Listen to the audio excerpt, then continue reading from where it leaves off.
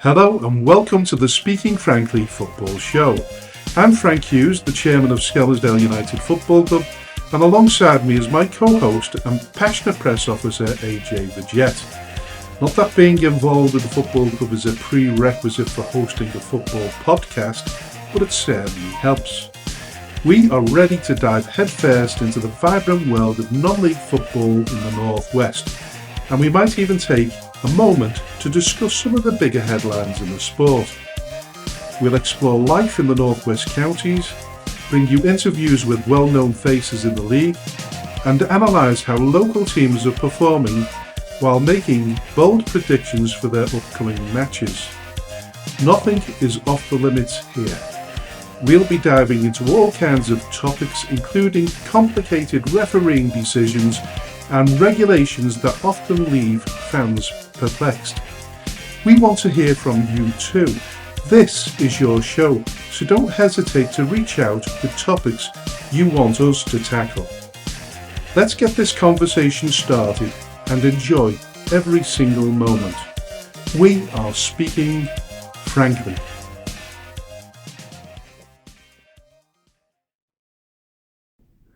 Hello and welcome to the 10th episode of the Speaking Frankly Football Show, and a warm welcome to my co-host AJ Vergette. Hello Frank, hello everyone, thank you very much for tuning into the first episode of 2025. Happy New Year, thank you for coming back and making us one of your retentions for 2025 and not one of the cut-alongs during that New Year's resolution period. We're so glad you stuck around with us. As Frank said, I am AJ Vergette, the co-host on the show, the man who needs more New Year's resolutions than anyone else to get my life on track, whereas Frank Hughes is doing everything he can for me. Yes, as Frank says, the 10th episode of this podcast, and we've had a good run so far, haven't we? I think so. I mean, when you look at the beginning, you question whether you get so far, and then 10 is a bit of a milestone, isn't it? 10 is a milestone, yeah. And then you're obviously looking towards the 20th. I think they say that an established podcast takes around about 50 episodes, so we've got some way to go before we get that far. Got a fifth of the way covered, though. Yeah, Got to look at the positives. Definitely got to look at the positives. And listen, we're going to, in the first part of the show, we're obviously going to do what we normally do. We're going to discuss the Northwest Counties football roundup. Mm-hmm. We're going to look at one or two sort of home issues, like the departure of Peter Smith, our player coach, and the introduction of our new player coach, which is Ryan McNally. And we'll talk about your first foray into radio commentary. Yeah. So it sounds really, really interesting to start off with that. Yes. And what we will do is then, I think, because it's in the Northwest Counties remit, we'll discuss the promotion applicants and the projections. Yes. No guest this week, and sort of deliberate in one sense, but when the news came out yesterday about the projections, the promotion applicants, we were looking at bringing somebody on the show that had a little bit more experience in talking about that issue and can make it a little bit clearer for us, because it will affect us as well. But we unfortunately unable to get somebody at such short notice, but that's fine. We'll discuss it in our own way, and see how far we get with that. Yes. Do we talk about general Northwest Counties before we come to Skem United Football Club? I don't know. Absolutely not. We've got to start with Skem first. I think we've got to start with Skem, yeah? Yes. Right, where do we start? So we broke the news earlier on yesterday morning that our player coach, Peter Smith, had departed the club. Peter released a statement on behalf of Peter, with the long and short of the reasoning being that Peter wanted more playing time at this stage. He's obviously still relatively young, he's fit and healthy, and he still wants to get on the pitch where he can. So with that in mind, he's decided to seek pastures new in the hope of more playing time. Yeah, and listen, can I just say that Peter Smith. It's been an absolute pleasure to have him at the club. He did start out as a player, but Tommy did see the promise in him in terms of a coaching role, and sort of slotted in accidentally, whatever, in terms of Andy Gray stepping down. It gave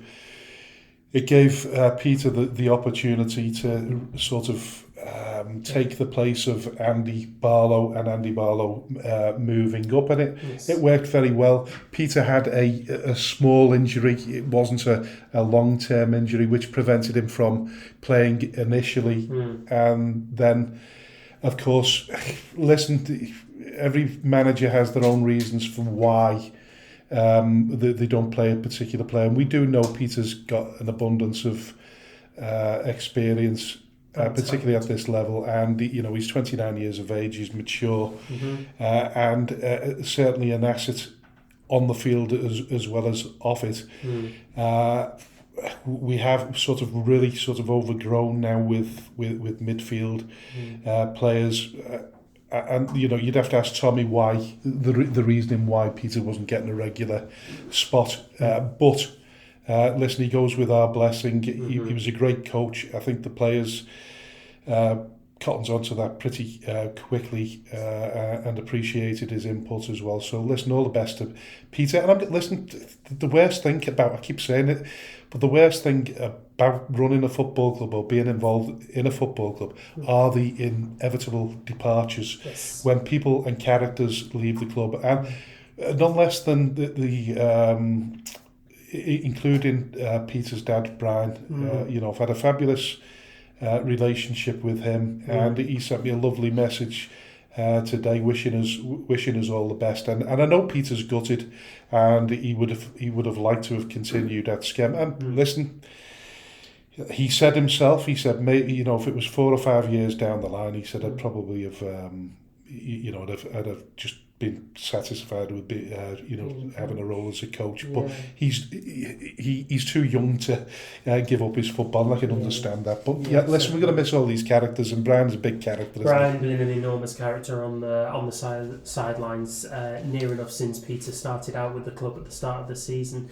Brian made a lot of friends very, very quickly. Had a very kind of warm and giving nature. He was also really instrumental in stadium announcements, and we're going to miss that now, aren't we? Yeah, stadium even though there was some headbanging music at Buxton. His music choices were quite. He was in a tribute band, don't you? Status Quo tribute band. Yeah, I mean, great respect to him. He's fantastic. And maybe I have this sort of great affinity with him because he's a fellow bald man like myself. But yeah, listen, smashing character, Very much so. and I'm hoping that he will come down, as I'm sure he will. Him and Peter and his brother Ethan as well. But listen, when you announce these things, of course, there are always replacements and upsides to it as well. Yeah. We're very pleased to announce, and it's already been on social media, that Ryan McNally has been appointed to take his place. Now, Ryan McNally, probably some people have forgotten about him because he's had a bit of a long-term injury. So, Ryan was our starting left back at the beginning of the season. Played extremely well. He's very physical approach to the game, and he's got a heck of a long throw on him. Probably one that could rival Rory Delap. Even though he's a left back, he could be seen trotting over to the right-hand touchline in order to hurl a ball into the box. But he was our starting left back, and unfortunately, he's been beset by injuries through a fair chunk of the campaign, really. But he's back. He's back as a player, but as I say, he's back as first team coach now. And he has great experience. He's a UEFA B licence holder right now, and he's practicing for his UEFA A licence. I think he's probably in his 9th year of coaching. I think he spent 6 years at Bolton Wanderers in some capacity. So he has great experience. I was at training the night before last. Let's be careful what I'm saying, because we know when this gets recorded, of course. But he made his presence known straight away. Great character. Well, like we say, we lose a great character, and we've gained a great character. Listen, we're all, at the end of the day, protecting the legacy of Skelmersdale United Football Club. So, as disappointed we are with Peter leaving, he's still a part of the legacy, as I'm sure Ryan will be now. Yeah, most definitely. It'd be great to see him if he's fit enough to play. Yeah. Because he was training as well yesterday, as well as coaching. I don't know how you do both roles, but listen, it's fantastic the fact that we've got Ryan back, because not only is he a left-sided, left-footed player, he's also a great character. He absolutely is. So we're delighted. We really are. He's got a couple of days to slot into the role before he gets involved in his first game as a player coach, which will be our trip back over to Steeton to play Route 1 Rovers. Oh yeah. I didn't after last week's journey to Steeton, I didn't really feel like going back again so soon. I know we might. But it was a miserably cold day, wasn't it? It was a horribly cold day. Yeah, I was really feeling the chill in the stand. I know, because you're very rarely static, are you? But you were static for the whole game and before it. Yes, I was. Yeah. So you didn't even get a half-time brew, did you? No, I didn't. Oh so God. In case you missed it, I did my first live radio commentary for Skelmersdale United during last week's game against Steeton. So thank you very, very much if you tuned in at any point during the game. Thank you very much to everyone who liked the commentary, and also if you inboxed to wish me well or to say thank you. It really did mean an awful lot. Normally you'd find me on the touchline with a camera kind of moving and shaking and jumping up and down, getting involved in sort of melees where when we win a game in the final seconds. Absolutely, yeah. There was none of that on this particular occasion. I was sat in the stand with a microphone in hand and a team sheet in the other, my big coat on, and John Motson style. Oh my God, John Motson would have have the sheepskin. Not having the sheepskin, honestly. We're gonna have to get you the sheepskin, I think. Yeah. So if anyone has a sheepskin and wants to donate it to Skelmersdale United, I'd take a large and a 44-inch chest. All right, is that all? Yes, that's all. God, I can't remember the last time I was a 44-inch chest. But never mind waist like that's another thing altogether. But listen, can I just say, I was at the game obviously, but I did tune into it early doors, and it was great, to be honest with you. The only thing that was confusing for me is, because there is a short time delay, is I was watching the game and listening to the commentary and thinking, I felt as though I was lagging, strangely, bizarrely, but You're living in the twilight zone a little bit if you're watching and listening at the same time, because there is a little bit of a lag. So it's all things that we're trying to get used to as we navigate the world of radio commentary.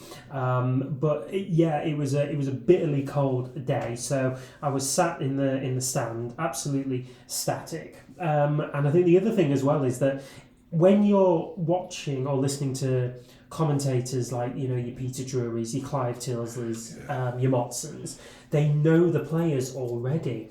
Yeah. I don't. No, it's not very easy to get the information either, is it? And people take that for granted. It's not. Yeah, they do. Yeah. So you did incredibly well, even though you couldn't work out the substitutes. No, I had a real difficulty with the substitutes, because there was an electric substitute board, but it was on the opposite side of the pitch to where I was. Was there any fog? There was a little bit of mist as well, and he was very, very quick to hold up the board and then bring it down. Was their assistant. So is this Gordon Thompson? That was Gordon Thompson. No, do you know what? Sorry, Gordon Johnson. Yeah, a bit of a slip of the tongue. He is now Gordon Thompson on a permanent basis. Yeah. All naming deeds will be changed. I can't tell you the words he used when I told him, first of all, but I think he probably repeated them to you as well. He repeated them to me, yeah. So now I've lost any hope of being given newspapers with my match reports on them, because Gordon was my staple for that one. Yeah. But yeah, I've had a lot to be able to say during the game, but it was very difficult recognising the players. I got the hang of it, particularly the ones who were playing for Steeton and therefore not really recognisable to me either by name or by face. So I was having to, check my team sheet, look at the back of their shirt to see what their number was, try and identify players by kind of key characteristics. So the back line, because they saw so much of the ball, I kind of got the hang of it eventually. But everyone else, it was really difficult, and I was having a bit of a headache just constantly looking back up and forth to see exactly who I was referencing. But I had a great time doing it. I really did, and I hope I sounded all right, really. So because you're going to be stuck with me again for the next game against League One. Did you sort of visualise because you knew that there was one or two people tuning in? Did you actually visualise that they were there and you were talking to them? How did you? Yes. So on the app, which obviously you're tuning into, I have my own creators app, which obviously lets me record and stream live, but it also shows how many people are tuning in at any particular one time and how many people have dropped a love heart on the broadcast itself. And then at the end, it showed you the total number of people that had tuned in, and it may have been the same people that had jumped out and jumped back in again, which can happen. But on and off over the course of the full match, there were 145 interactions. Through the full kind of 2 hour slot, which is really good. That's those are numbers that really positive start, and all we can do is kind of hope that we grow in that regard and get more people tuning in. And it's fair to say that we are trying in all the things where we can be good at, or we can have a go at it. Yeah. We're trying our damn hardest to do it, aren't we? And Yeah. I think any sort of prospective sponsor might want to sponsor the radio commentary in the remaining away games that we've got. Yeah, which I think are about 4 or 5. We have put out advertising for a social media sponsor already, and that won't just include radio commentary. No. That will include everything that we do in terms of social media. Yeah, so that'll be the highlights. That'll be the post-match. Because we have a YouTube Skem United TV as well on YouTube. We do, yeah, we do. We have a YouTube channel which is run absolutely flawlessly by James Hughes. So huge credit to him for doing the video editing for that one. But my son just said there are there are a lot of facets to the media game that we are exploring in the hopes of being kind of really, really good at it and making it as polished as we can be. So I'm very hopeful that this is the start of a massive positive for Skem, because not an awful lot of clubs are doing it. Darwin were the team who I found at our level who were doing it, but there's Darwin. He's actually a roving reporter, though, isn't he? In terms of when he's doing the commentary, he's actually walking around the ground and he's shouting and screaming like... Yeah, he is. You could easily mistake him for just a random fan. How did you react to Darren Askew's goal? In all honesty, I couldn't really believe that we'd actually scored it, because, and I know that sounds really bad, but in the build-up, and I do outline this, context is everything, but there'd been what I thought there had been a foul on the Steeton left back by Christian Massima when he won the ball. The referee had... You were expecting it to blow up? I was expecting him to pull it back. So when Massima lays the ball in low and Askew, sort of arriving on the edge of the box, smashes it in from 20 yards, I was like, Darren scored. I mean, is it going to count? I mean, that was all kind of going through my head. Is it going to count? Is he going to pull it back? No, he's not pulling it back, no. It's a goal, and Skem have a goal, yeah. And I literally said, out of absolutely nowhere, Skelmersdale United have scored. They were literally my words. Because I couldn't really quite believe that they'd managed to bag one on the back of what I thought was a foul. I'm sure I'll be much more enthusiastic if they score against Route 1 Rovers this weekend.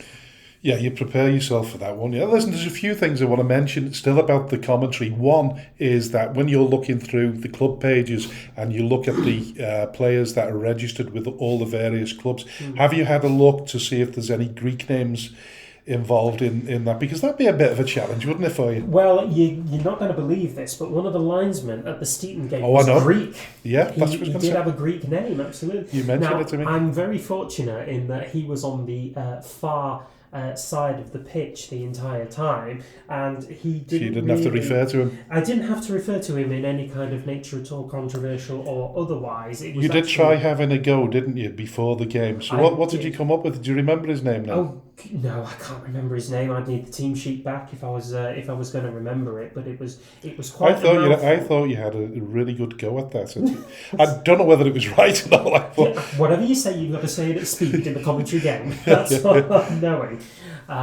So I don't know how the Steeton game's going to pan out, whether we're going to have any particularly long names either on our match sheet or theirs. The Route 1 Rovers.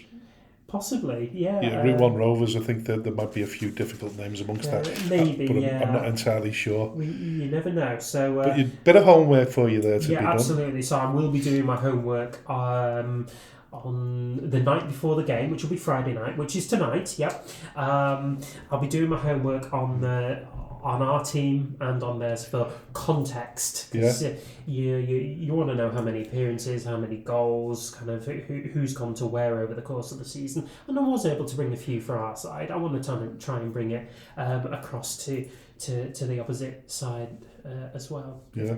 And talking about homework, I know it's surprising really, but we do put a little bit of homework into actually producing this show. Yeah, this isn't quite as on the fly as what it seems, despite how we present it. Yeah. We're not jockeys, you know. We're not like Simon Mayo and Terry Wogan and sort of your icons of the industry. We're just two guys with a microphone trying to make it work as best we can.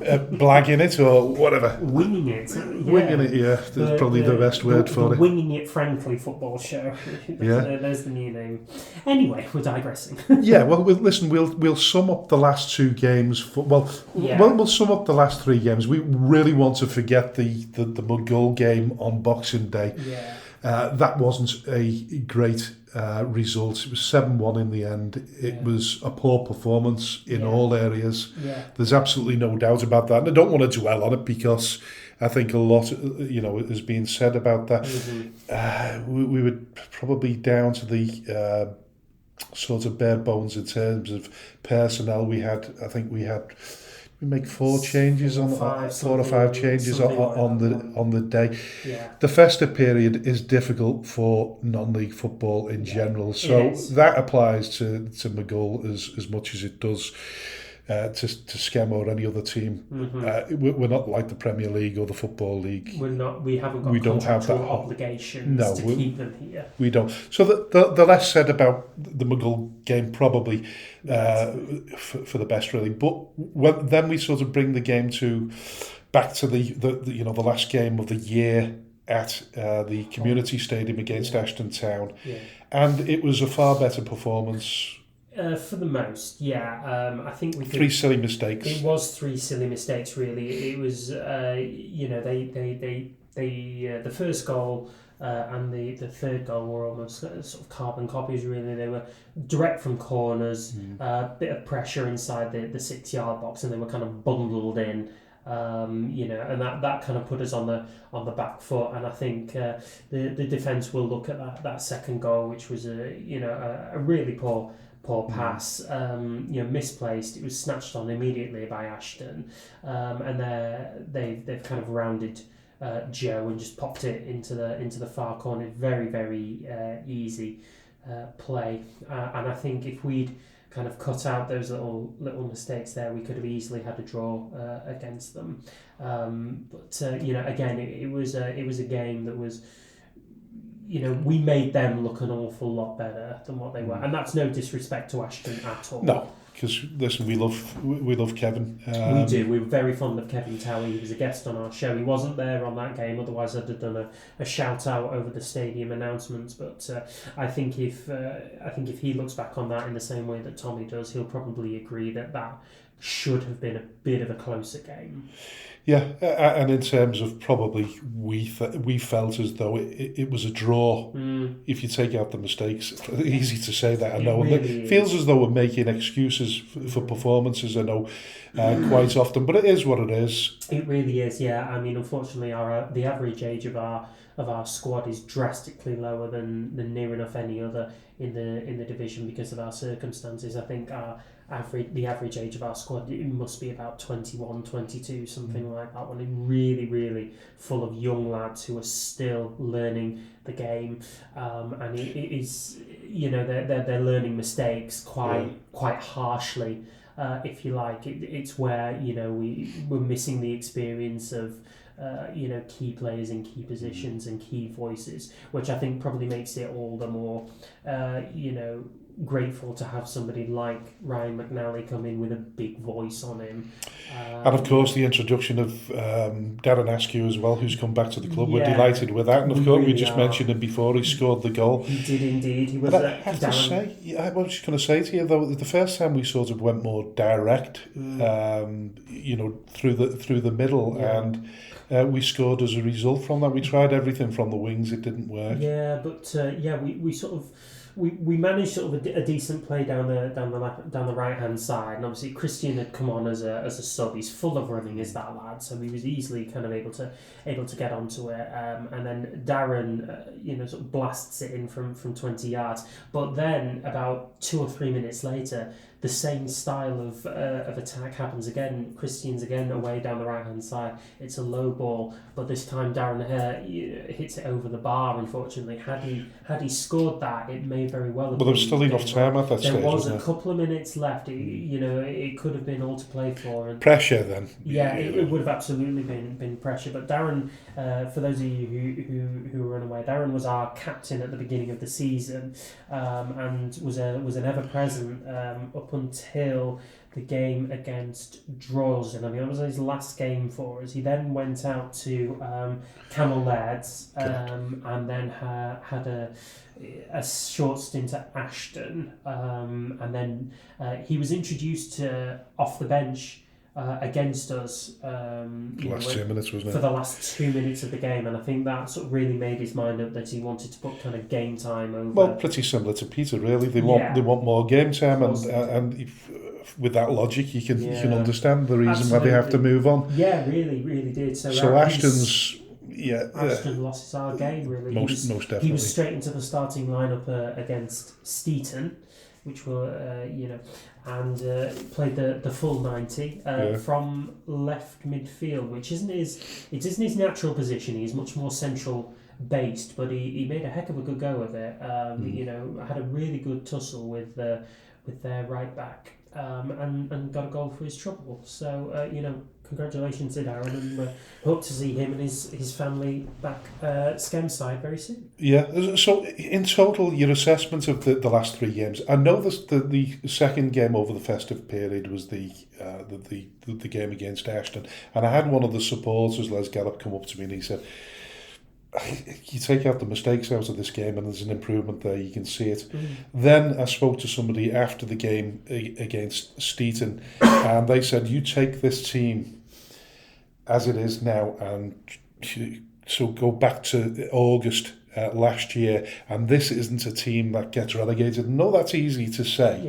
And there's probably 9 games to prove whether that stands any credibility. But I do feel as though there is an improvement. I know we've made changes again. We brought a new goalkeeper in. Yeah, and a new striker and a new winger off the bench as well. Sort of three changes that were sort of more enforced than not. All young lads as well, all kind of just starting out their their careers. And again, I think if you look at Steaton's first goal, and this, Harry Roper had a really good game. He saw a lot of the ball. His distribution was good. He's a tall lad, so I think he could go a long way in this game. But the first goal was a low cross from the left-hand side. It was curling away from Harry, and he had to cover a bit of ground to actually get anything on it. And unfortunately, by the time he got there, all he was able to do was kind of really palm it right in front of Alex Stewart, their striker, and he wasn't really going to miss from there. It's those kind of little learning curves that players of his age are going to make. So a decent enough start for Harry, and I think, like I say, I think he'll go a long way in the game. I think, though, as well, if you look at this squad that we're getting, and I've said this before, but there's more consistency in them coming back each week as well. It's the same players every week. Harry Middlehurst's been an ever-present, so has Alex Priestley, but there are players who are sort of pushing 10, 15 games. Jason Clark's been here near enough every week. Jack Grimshaw's now having a really good run of games. Sam Summerby as well. Sheikh Islam's now on sort of his 4th or 5th game in a row. And obviously the Denton boys as well. I think if you take that team back to August, with the consistency that they start to develop now, had they had that back in August, we may very well not have been relegated, but there's so many what-ifs that you can kind of hinge this season on. All we can really look at is where we're at now, which is starting with the Route 1 Rovers game on Sunday. Yeah. We'll do a roundup of the Northwest counties, and then in the final part of the first part of the show, we'll talk about the promotion applicants and how it might affect us, because we like to think that we can be positive even during a period of unpredictability, to say the least. But we'll come to that. So we'll go to the roundup of the Northwest counties, which is because we've not had a show in a couple of weeks. There was a lot of fixtures over the holiday period. Some people took advantage of the glut of games. Others didn't. If you look at the form tables now, because as we normally do, we start off with the Premier Division. And what I've noticed is here, when you put these hooks in, or these paper clips in, they stick to each other, don't they? Is that all right? All right, I've got it all now. So we're looking at the form tables, obviously, in the Premier League, and surprisingly up there now is Padiham at the top of the pyramid there. Absolutely are, But there's two teams below them. They've all got a impeccable record, and Padiham just up the top there on goal difference. They've scored 25, conceded only 5. Absolutely amazing. So they're doing brilliant. Won't look at that yet because that's the fixtures. We talk about the fixtures later, but this is just administrative stuff. There'll be a time where we get this an awful lot smoother, but today it's statistics, isn't it? You've got to be careful with statistics. We do. Statistics only kind of tell half the story. I suppose it really does depend on where your run of fixtures comes from. If you're playing sort of the top 3, top 4, top 5 teams, and you're sort of down in the lower echelons of the table, then your form is naturally going to suffer through it, unfortunately. But so our last podcast was on the 19th, wasn't it? The 19th of December. So I remember we spoke about, I think that night. Bury were playing Chadderton away from home. We said this would be a pivotal result in terms of which way we feel as though it's going to go towards the end of the season. And Bury had a resounding 5-2 victory away from home. Really did extremely well. But it's not stayed all that way, has it? It's not gone all their way since, because there's a few draws and a loss last week, of course. Yeah, absolutely. So after the kind of 5-2 win, they then had a game against absolutely battered West Didsbury. They got battered. Well, even before that, they played Ramsbottom. Oh yeah. They did. It was the showdown between the top two in that game, and it was a 2-2 draw in the end in front of an absolute bumper crowd. 5,834 turned out on Boxing Day for that one. Yeah. So Ramsbottom took the lead and were pegged back by DJ Pedro, who's in a great. What a great name, eh? DJ Pedro, yeah, but he's on a great scoring. A bit like an AJ Vergette, isn't it? Oh, absolutely not. DJ Pedro just flies right off the tongue, honestly. Yeah. AJ Vergette, you've kind of got to get a new set of braces to pronounce that one. But anyway, the game ended with Brian Lai scoring a penalty in the 84th minute to kind of drag a point back for Bury. And it sort of seemed to put Ramsbottom in the driving seat a little bit. You know, avoiding defeat against Bury was always going to sort of play better into Ramsbottom's hands than Bury. But then Bury had a visit to West Didsbury and Chorlton in the first round of fixtures in the new year.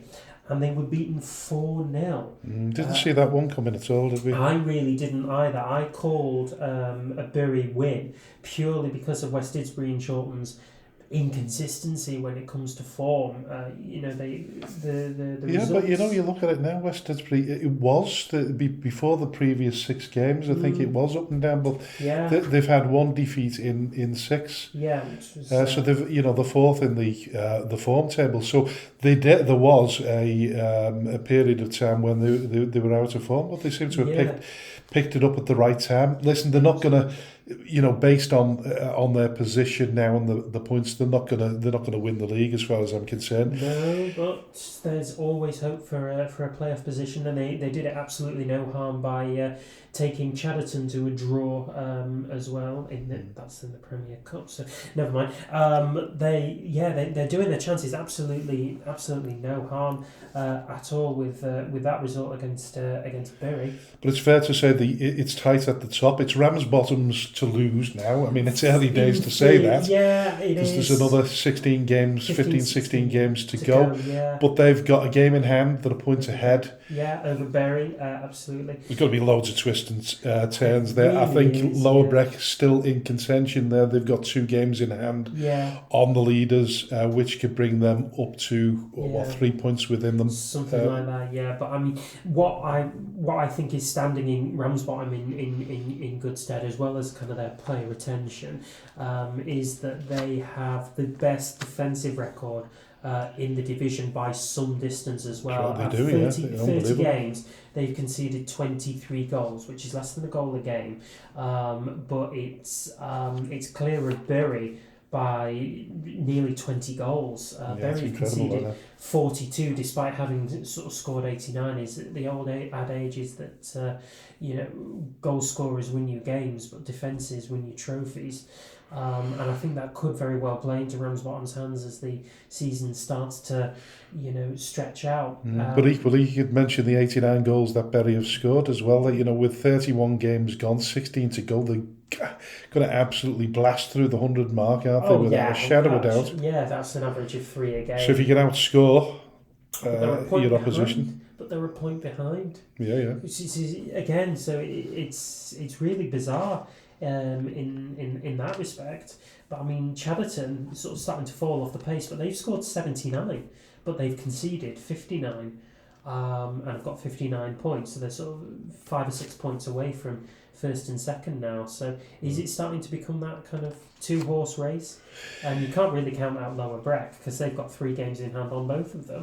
Yeah, but we know that equally Bury had games in hand on the leaders themselves, didn't 7. they?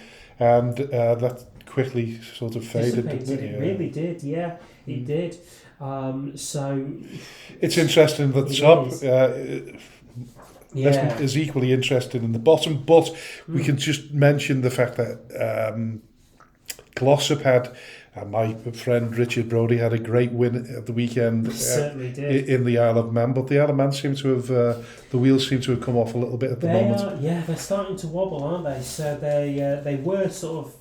They were in contention, they were in the playoff positions, weren't they? They were peaking in at the playoffs. They were sort of looking at about 5th or 6th place. They're now down in ninth, which probably gives you an indication as to how tight it is in sort of between 5th and 10th place. Only a handful of points separating those teams there. Do you think Paul Jones will be pulling his hair out?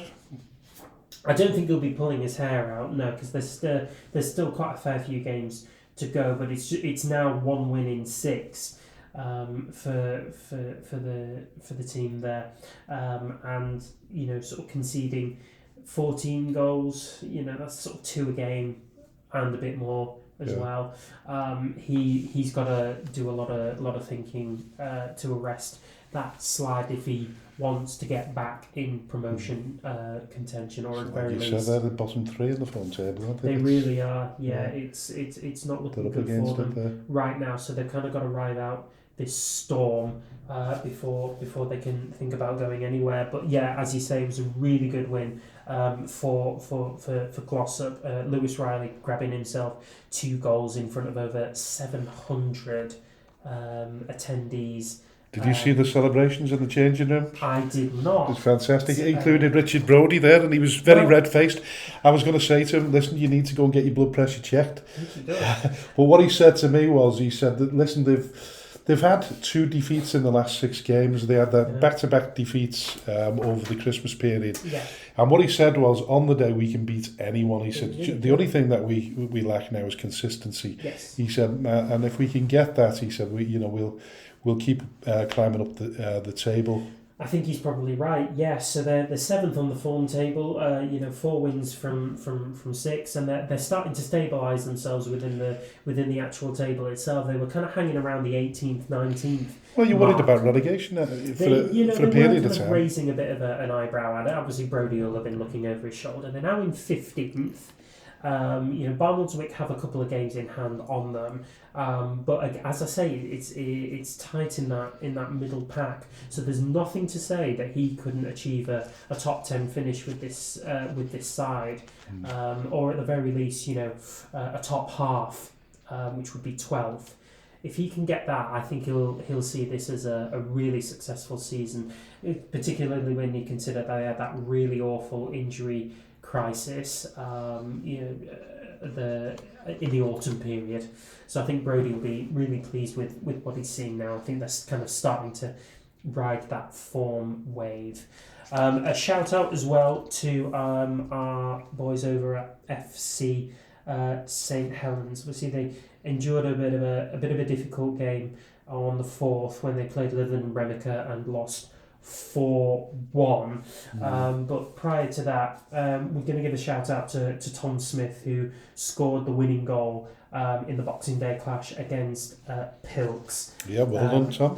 Yep, fair play to Tom as well. I think he celebrated his birthday not long after that as well, so happy birthday to him. Yes, very best. Just nearly 250 fans there. I thought you were going to say he was 251. No, I think he's only 18. He's literally just now turned legal to drink beer. Yeah. But 2-1 win over Pilks, that kind of steadies FC St Helens. They're enjoyed a bit of a bumpy ride after that purple patch. So they are in 8th. But level on points with 7th, a point behind 6th.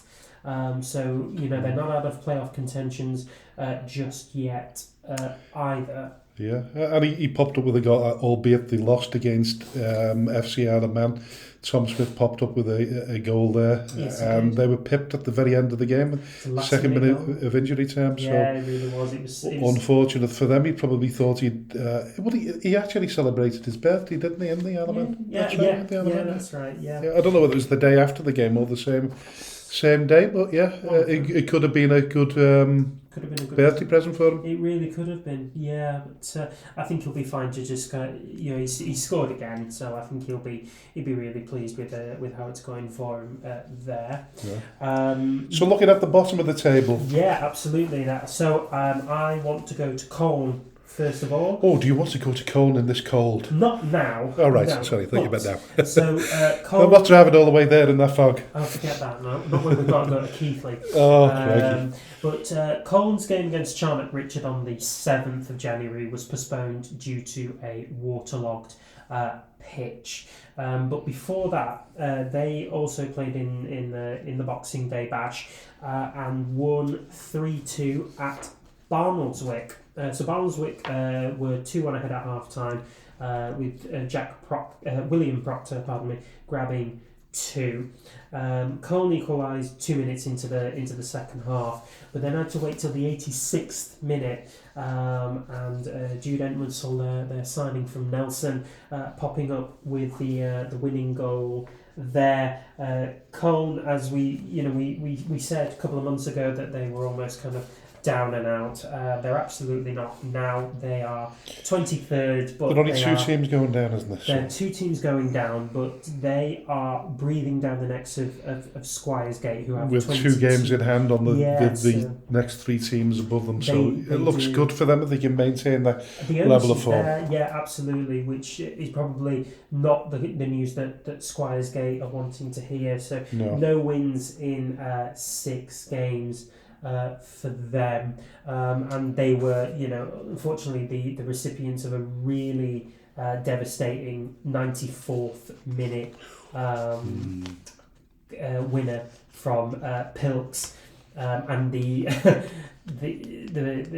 were on the receiving end of an 88th minute equaliser as well. So they lost that game 4-3. They were winning it 3-2 with 2 minutes to go, and then an equaliser in the 88th, and then a winning goal for Pilks in the 94th minute. So an awful lot for Squiersgate to do if they're going to stave off that notion of relegation. Yeah, and just looking in the middle of the table, it's much the same, isn't it? I mean, Bearscough seem to have hit a little bit of form.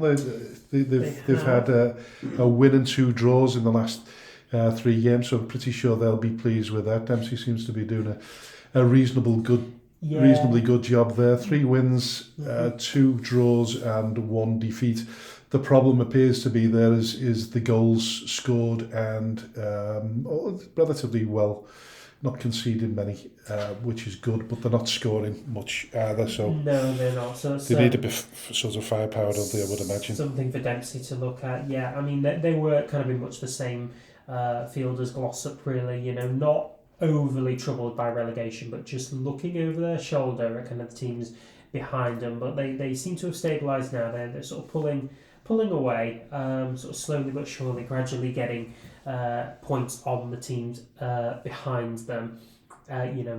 Sort of sitting in a relatively comfortable mid-table position there. I think they'll be just fine. Maybe they'll finish in the lower half, but I think a top half is definitely not out of the question either. Yeah, so agree with you there. So we'll do you want to look at? We're going to move to the south before we go to the north. We'll go south. We go south, yeah. We'll go south. So south is a strange one, really, because there's not much difference in form between Stafford and Winsford. No, the 2 teams occupying first and second. We said that we thought it might turn into a bit of a 2-horse race there, and it is it is proving that right now. So we always appear to be a bit surprised when Stafford do anything other than win the game. So I think their last result was actually a draw. They lost, didn't they? They lost and they drew before that and then lost the last game. Yeah, so they lost. Whether that's in the cup, that might have been in the cup, so it was we'll have a look. But no, so they drew their last game with Stockport Georgians and required a 90th minute goal from Taylor Draper to salvage that 1 point. They did lose on Saturday against New Mills at home to New Mills. 3-1 they won. I did not see that coming, really. No, we didn't. I think when we made our predictions over the Christmas period, that was last week. That was on the 4th 4th of January. Interesting. Yep, it was definitely Stafford 1, New Mills 3. So Okay. Winsford obviously took advantage of that to close the gap, I think. And they absolutely. Oh yeah, here we are. Yeah, so James Perry sort of putting 2 in the first 15 minutes of the game, putting Stafford on the back foot, and it was 3-0 by half an hour. There was an awful lot for Stafford to do there, and they could only kind of manage the 1 goal in reply. It really is difficult, isn't it, to maintain that level of consistency at the top throughout the whole season. Yeah, it really would seem so, yeah. You know, they're sort of really going neck to neck. I know Winsford have lost 1 game less now than Stafford. I think it was the other way round a couple of weeks ago. But it's very much that, you know, the goal difference is slightly better for Stafford, so that's why they're still top of the league. They're both on 53 points. Yeah. But Winsford have got that game in hand now, of course. They do, yeah. Obviously, they're sort of level on points, and Winsford can go 3 clear with this. It's and again, they've both got kind of really mean defences. You know, Stafford have conceded 23 goals in 22 games, and Winsford have conceded 16 in 21. Both a bit more high scoring though, 65 for Stafford, 53 for Winsford. As you say, yeah, the consistency just... you can't be perfect, can you, for an entire season, unless you're really, really lucky. And as you say, the festive period does kind of taper. It throws up equations, doesn't it? Like people going on holidays. I mean, we had... I think Brogan Clark went over to see his family in South Africa. We had the Dentons went to France. Yeah, they went to Gay Paris for a bit of modelling. I think I don't know what they were doing there, but they certainly went to the PSG museum. Oh, did they? That much I can tell you. So there were, you know. See, the festive period does kind of throw really difficult equations for all of them. But one team I've got to mention in the First Division South, Alsager Town, just in free fall once again. You know, a 2-0 loss to Ecclesall, making it just 1 win in 6 for them now. And where we sort of saw them as being kind of neck and neck with Stafford and Winsford for the top end of the title, they're now kind of just about holding on to the playoff position. You know, you can see them dropping out of that because Abbey Holton 4 games in hand and 4 points behind them, and of course they're at the top of the form table as well. Abbey Holton. So if they maintain that level of consistency with the 4 games in hand, then you can see Alsager plummeting even further. Sadly, because it's never. I think it happened to Skem, didn't it? Around about 2015, 16 or something like that. The budget got cut and they started plummeting. They were top of the league, and they plummeted. That's tough. And finished outside of the playoffs as well after that. There you go. It's unfortunately money kind of does talk a lot, doesn't it, down here? A shout out as well for Runcorn Town, who were adrift at the bottom of the league a couple of months ago, but new manager come in now, stabilised a lot. Across that time period, they're now from 18th, they're up to 14th, 5 points clear of drop, and starting to put together a bit of form. Just one defeat in 6 games, conceding a couple of goals more than I think they would like. But listen, when we spoke to, I think it was Liam Page and Darren Moore, the joint managers, they were very, very focused and seemed to be very, very confident that they could get themselves out of the position that they were in. They certainly proved that. I mean, listen, there's not a great deal of difference in terms of points, but getting that position above the bottom 4 teams is a good position to be in the turn of the year, isn't it? You know what I mean? That's great. I think they'll do well. Whereas you can't see Shawbury at the bottom of the league, although they've got a couple of games in hand on the team above them doing great. But listen, this will all come into the equation when we talk about the allocations or the predictions and what have you, because I've been having a nightmare thinking about that. Yes, I can imagine. So that'll come up in a little bit later in the show. Should we move on to our division then? We'll move back north. The nitty gritty. Should we move back north and see if we can find where the north is first of all? Where north is? Because all this sort of homework that we do. Yeah. Amounts an awful lot of paperwork. It is. I hope you resign. And I can't find anything. But listen, what we do know is that, and we'll come up to the fixtures as we get further along into the last part of the show. Mm-hmm. But Nelson currently top of Division 1 North, albeit 3 games. They played 3 more games than Atherton LR. They have. Atherton LR, I'll just briefly state, they will be involved in FA Vars action on Saturday, as we know. Yep. So there will be no change in the top place, because Nelson are on 55 points, Droylsden are on 49 in 3rd position. So even if Nelson lose, they will still be top of the league. But they're doing really, really well, Nelson. Yeah, they are. Yeah, extremely good team to watch. They are. Yeah, they were beneficiaries of a very rich man coming in and taking them over. They survived relegation last year based on being one of the better. The best of the worst. Best of the worst. That's the technical term. They've strung together 4 wins and 2 defeats across 6 games, and they've done it in a bit of style as well. 20 goals scored, which is by far and away the most of anybody in our division across 6 games. I don't think anybody's really got close. So have a look. They've got an awful lot of firepower within their ranks as well. So we'll look at their last games. A 6-0 win over Garstang. Max Kane gives an inflated impression though, doesn't it? Because they've scored 20 in the last 6 games, but if you scored 6 in one go, it kind of gives the impression that they're more free flowing than they actually are. But they're capable, because we know we played them, haven't we? We have played them on a couple of occasions. Yeah, they're not sort of strangers in front of goal. Max Kane being sort of the epitome of that. Really, he scored a couple against us in the last fixture. He got one again here against Garstang. Again, one of 6. So you've got to say, like, they're still very much up there. I know they've played 3 games more than everyone kind of in and around them, but their consistency is starting to show now, and I think they could very well pose a real headache for Atherton.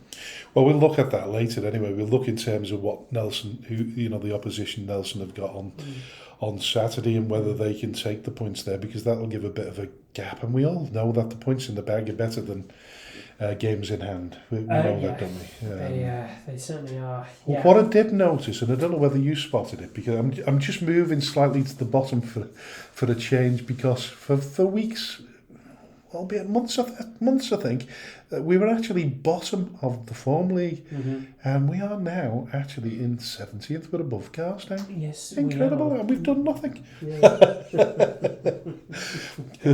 It doesn't make any sense. And actually, our kind of recent run of form is absolutely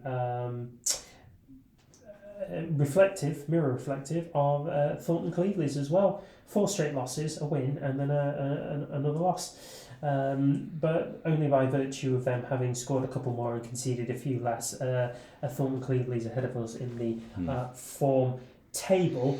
But that not being said, we're off the bottom of the form table. I know, and if it's anything to go by, obviously, Garstang is scoring less goals than us. That's the problem. That's always been the problem, isn't it? The lack of firepower. The lack of firepower, which could change over the next few games as we play various. We are playing an awful lot teams of teams around that are in and around us. Yeah, we are. So see, we played Ashton, who were at the time sort of 14th.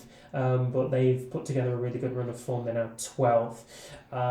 So Skelm are 18th. Then it's Garstang, Route 1, and Thornton Cleveley's, and Steeton, who we have just played last week. We play Route 1, Garstang and Steeton in our next 3 games. And then it's a visit from Exton Villa, who were up in 5th, that are going to kind of see out the end of February for us. So those are our games. The three games immediately in hand, Garstang, Route 1 and Steeton, are definitely winnable games. We'll look at that at the end of the show, yeah. I think it's a good opportunity now to turn and focus on the promotion applicants, and the projections. Now, when the news came through, I had a lot of messages suggesting that this is good for Skem. I read it slightly differently, and then if you go onto the non-league maps, we tried to get onto the show. Listen, it was short notice probably. I've had no reply from them.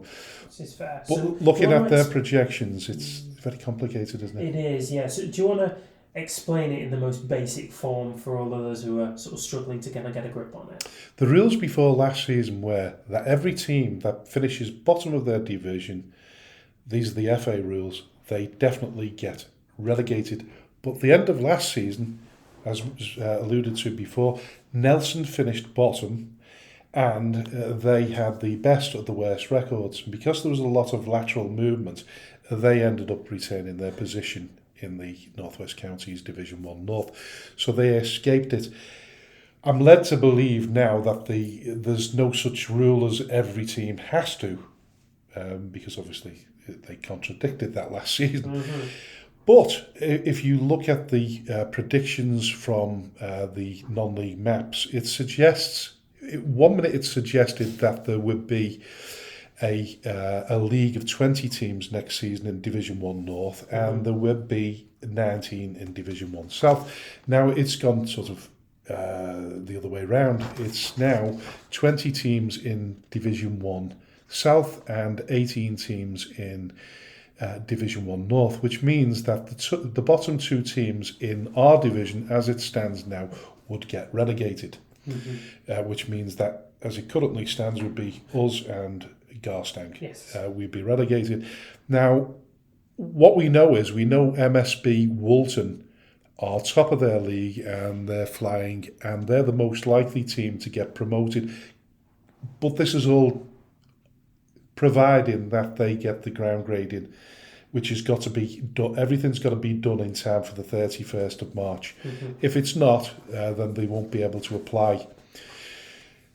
Now, this is where, for me, it becomes a little bit complicated. We've looked at the applicants. A lot of these applicants that have applied aren't right now are not in a position currently in their leagues to go up. So, for instance, Winstanley Warriors are the only applicants from the Cheshire League. Winstanley is just outside of Wigan, if you're not sure on your geography. But they are 15th out of 16 clubs within the Cheshire League. And so you've got to sort of finish within the... is it the top five? Top five. But what they're saying is that there's only likely one team to be going up. Now, if there's only one team likely to go up and they're not increasing... I've argued the toss from the beginning of the season over the lack of games in our division. I think 18, and I know there's other teams in the pyramid that we've got 16 in a division. I don't think it's fair. I don't think it's fair to compete a full football season over 18 games. I honestly don't. And I'd say that whether we were involved or not. I think I alluded to it last season when I was speaking to various people before we sort of invented this show, if you like. I think that there should be 20 teams in there, and I think they should be protecting the teams as much as they can that are currently in there and fit the criteria for that division. Now, we've asked for people to add some input to this and give us some guidance on what possibly might happen. And I've spoken to, I've messaged, emailed Paul Lawler, who's the chairman of the North West Counties, and he's not in any position to give us any more news in comparison to what we've already been given. What we do know is that the applicants have put themselves forward, and we know that there's various establishments making projections. Now, these projections are purely projections. We could be in a position where there might be 20 teams in both divisions, and if there is, we'd like to think that they're not going to promote 4 teams and relegate 2. They're going to promote 2 teams and make it up to 20. That would be helpful. That would be really helpful. I guess that's the biggest problem is probably higher up, isn't it, in terms of how do they reduce the size of the North West Counties Premier Division. But I don't even want to go in there because there's that many permutations here. There's so many kind of moving parts, really. So it can be really confusing. But yeah. we go back to what I said before. There could be lateral movement that will help us as well. There also just explain what lateral movement is. Well, anybody that's in terms of if you look at the non-league map, somebody suggested to me when we played Steeton last week. I think I was talking to their secretary, and or someone I was talking to at Steeton said there is a possibility that they could be laterally moved to the Northern Counties East League. Because they play only a handful of miles from Silsden, who do play in the Eastern League. Yeah. As do Route 1 Rovers, to be fair. As do Route 1 Rovers, and those two are the only teams kind of outside of Greater Manchester and Lancashire. And it'll be levelling up there. Well, it'll be levelling up again, you see, because I don't know unless you go right direct into these projections here. But like I said before, there's some leagues that have only got 16 teams, and you would assume that they have the same problem as what we do. They want to build up the numbers there. So in terms of lateral movement could help because some of these teams could be moved over. Yeah. We're also hearing rumours of football clubs, and I'm not going to name them. No. But we're probably going to talk about 1 or 2 of them later in the programme. But there's rumours abound. There's rumours that clubs might be kicked out of their respective leagues in the next, by the end of the season. Yeah. Now, whether that's true or not remains to be seen. And we can't go off that. We can't rely on that. We can't rely on that. But there's a couple of teams that have been named.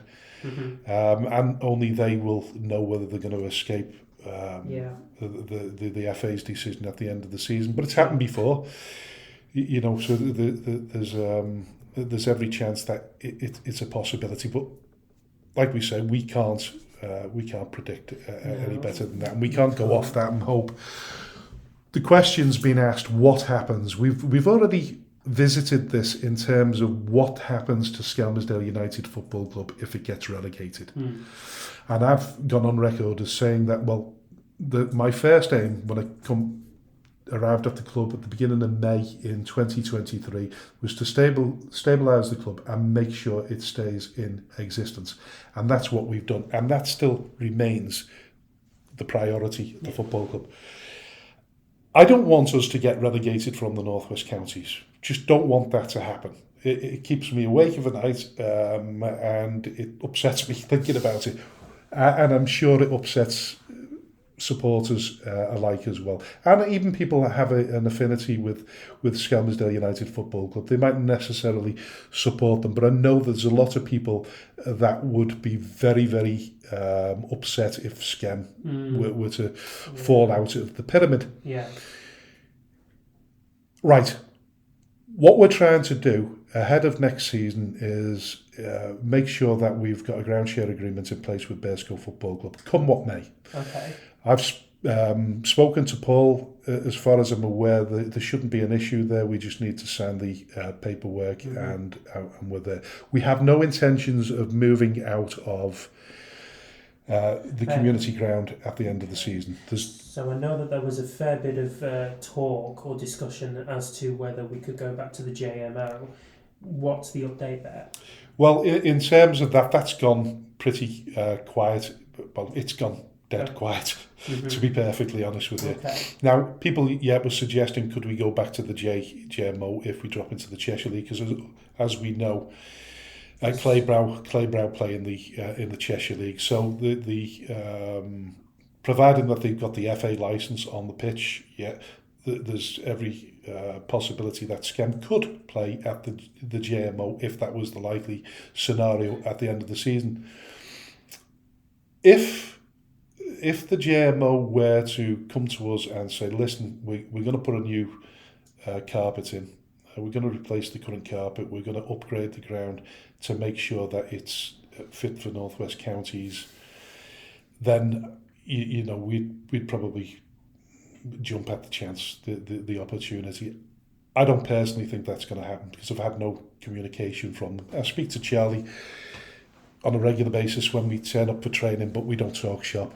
And I've not heard anything from John Manninson or Steve Tomlinson or anybody that's involved with the GMO. So I have no reason to believe that that's a route that we can take. Okay. But the worst thing for us would be, because what if we do end up in the Cheshire League or the Liverpool County Premier, is that we want to get back to the Northwest Counties as soon as we possibly can. Yeah. So from our perspective, if we moved to the JMO and they didn't do the necessary groundworks, we would be stuck at the JMO and we would be stuck in the Cheshire League or the Liverpool Premier. So from that perspective, it's an absolute no-brainer. We stay at Bearscough. It's a great facility. We're made to feel very welcome by Paul Gilchrist and his team. So we've had a great couple of seasons there, albeit the results have not particularly gone well for us. But we've seen Bearscough grow at the same time, because when we first moved into the community ground, it was pretty much a shell. Paul has spent an awful lot of money upgrading the facilities. The clubhouse is second to none. Mm-hmm. It's a great setup. And we want to carry on playing there for as long as we possibly can, until we're in a position to move into a stadium that's fit for purpose. And that is the top and bottom of it, that if we moved, it would have to be into a stadium that was fit for purpose for a very, very minimum the Northwest Counties, with the possibility of the Northern Premier League. So that's where I stand as a chairman and a custodian of Skelmersdale United Football Club, and I don't think there'd be many people that would disagree with me. It might be a lot cheaper. There's an argument over whether you could charge on the gate in the Cheshire League or the Liverpool Premier. We need to look into that more closely to see whether, I think one or two teams do. But in terms of finances, then we would be relying on sponsorship, fundraising, because I've mentioned fundraising. Fundraising is particularly good, and of course donations, which we've had a lot of people that have donated towards the football club. Our own Jonathan Foote has put money into the 21 club. Alan Westhead has done the same thing. So from that perspective, we've got a loyal bunch of investors, if you like, as well as great sponsors. We've had great sponsors, and we're hoping to maintain them. And sometimes it's difficult to please all the sponsors. And moving down, getting relegated into another division might put off or deter potential sponsors. We don't know. We simply don't know what's going to happen. But it's a frightening look. In terms of what it is, I do believe, and I know I sound like a broken record, but I do believe that the 12 months that we'll have had under Tommy will stand us in good stead for next season, come what may.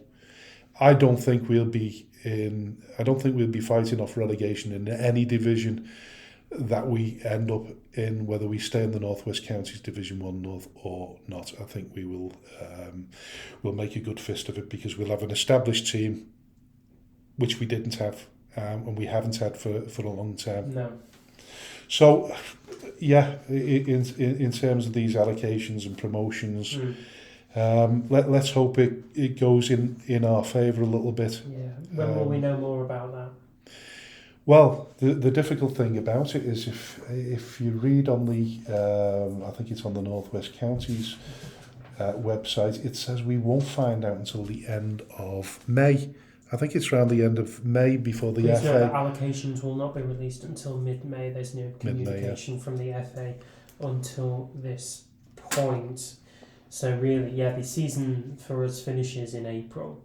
So we've then got to wait another month to see just where we are. Yeah, listen, it's frightening to think that that we could be holding on for many weeks after the season ends to find out what where we're going to end up. And even then, the battle is whether it's the Cheshire League or the Liverpool Premier, and I think the consensus of opinion is we prefer to be in the Cheshire League, but that's only the information that I've gathered from outside sources that says you would be better off in the Cheshire League.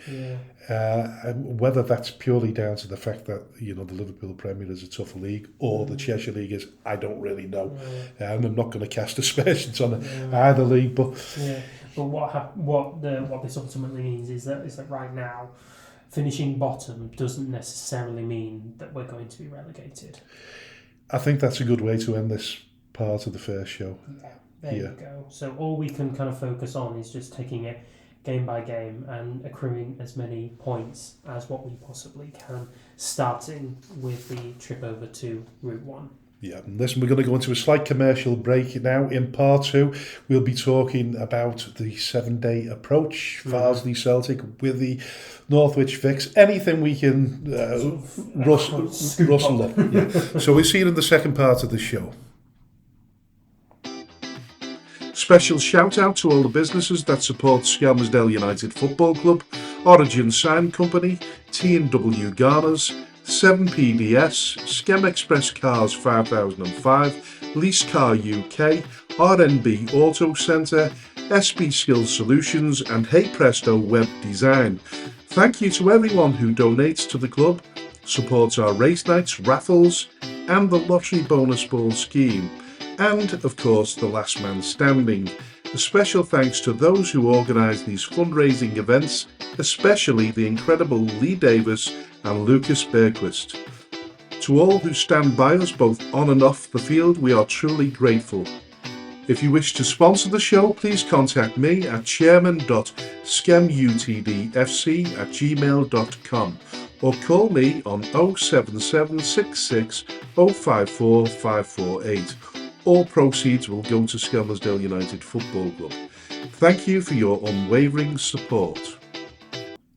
Yes, well, welcome back to the second part of the Speaking Frankly show, and this is the part of the show where we talk about things a little bit more controversial, and I think AJ wants to get this off his chest.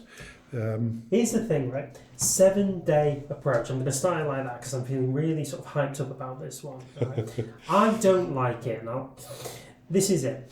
The FA, in their rules and regulations, state that a club wishing to approach a non-contract player registered with one or more clubs must give to the club secretary of each such club 7 days written notice of its intention to approach the non-contract player.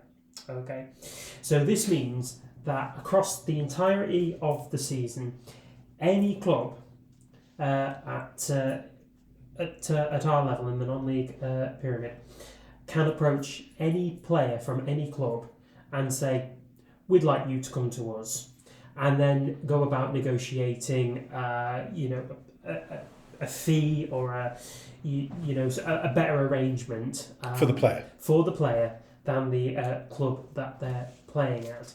There's no window in which to do this. It's entirely across the full season. Correction, there is a slight window in terms of you're not allowed to sign anybody after the 31st of March.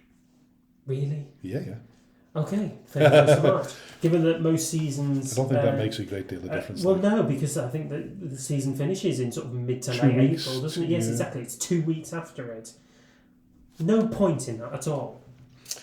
But what it means is that no club is particularly safe with the players that it has, and no club can stabilise and provide consistency for themselves if their players, and particularly their well-performing players, are the subject of approaches from other clubs using the 7-day approach. Now, it is true that at Skem we have been particular beneficiaries of the 7-day approach because we've 100 times over. Yeah, we've brought in a fair few players using the 7-day approach, but we've also been the recipients of 7-day approaches.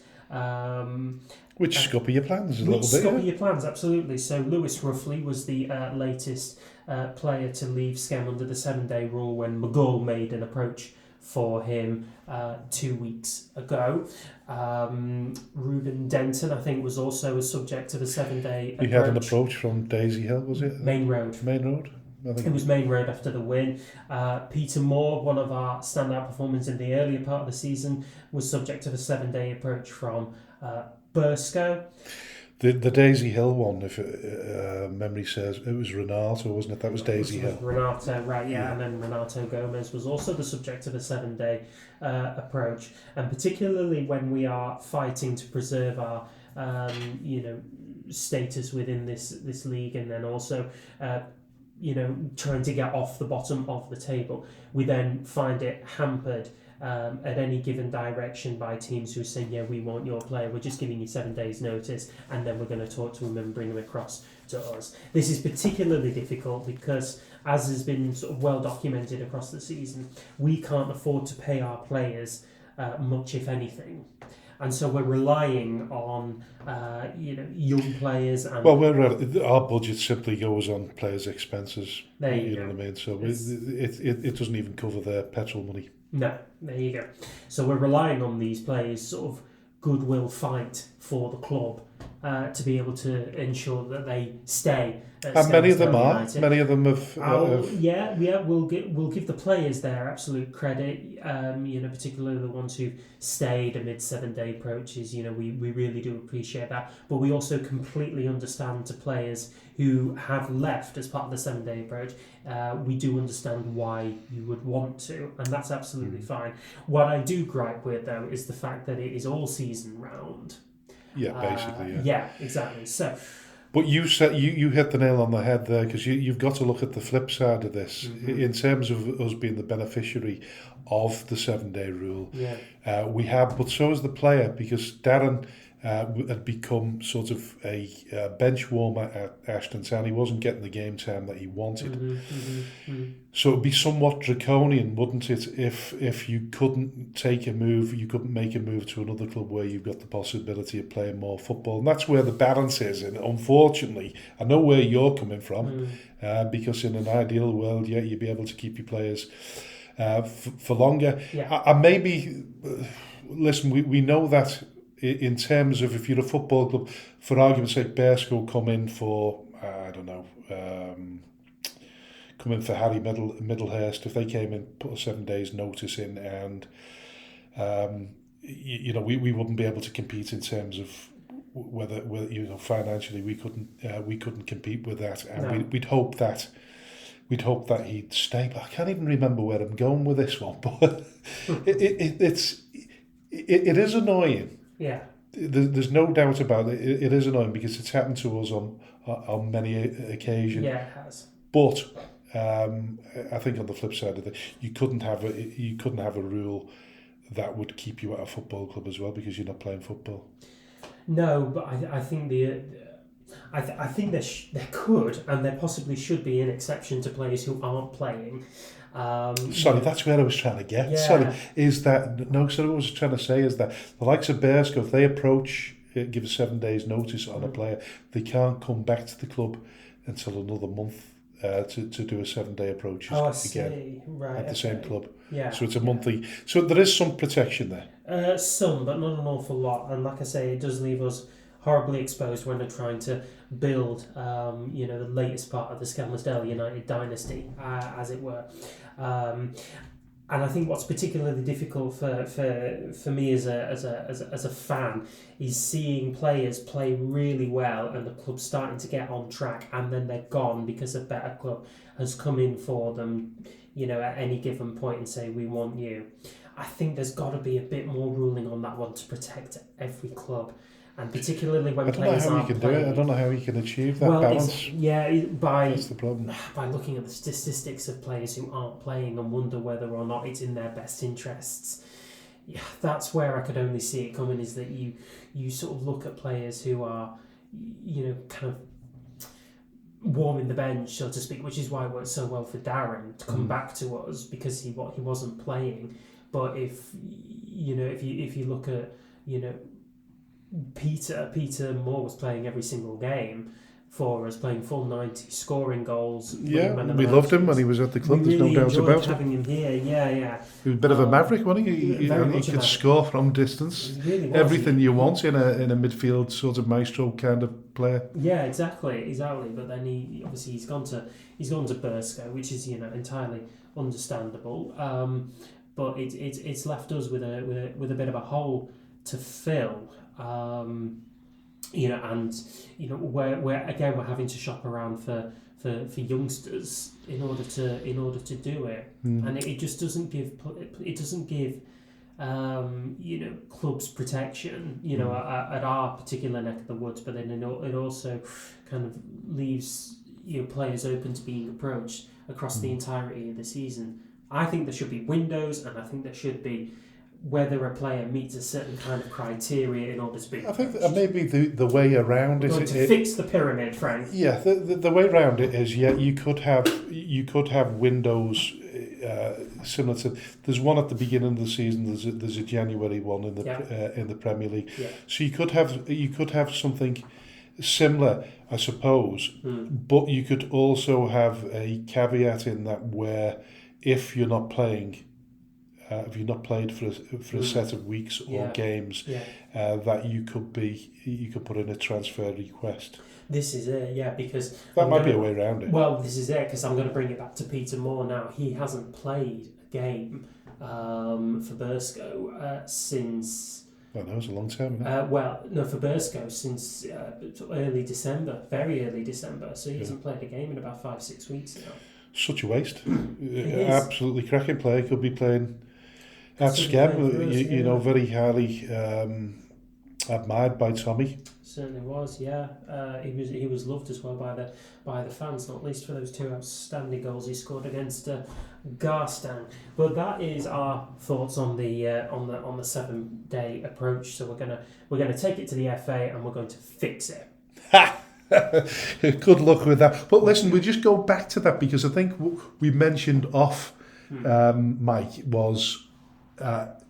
Teams gaining an advantage at this stage of the season by just using or abusing the 7-day notice, because I think that's probably what your main gripe is. And we're not going to mention names or football clubs because it would be silly to do that, really. Yeah, but what we can say is, from my perspective, I will say, is that the same thing happens at the top of the Premier League, any league, Division 1s, Division 2s and the Championship. It happens there. The difference is they have them 2 windows where they can buy. Yeah. And you can buy, for argument's sake, not that he would ever go, but we're in the January window now. If Manchester City, because they're not having a particularly good season, but if they wanted to put in a bid for Mo Salah just to get them back on track, then that would be a great signing for them. It'll never happen. No. But you can see where I'm going with this one. So if you were neck and neck now, if the two teams were neck and neck, if it was Nottingham Forest and Liverpool, or Chelsea and Liverpool, or whatever positions they're in right now, and they were trying to score points against each other and buy the league, you'd be upset as a fan more than anything. You'd be really disturbed.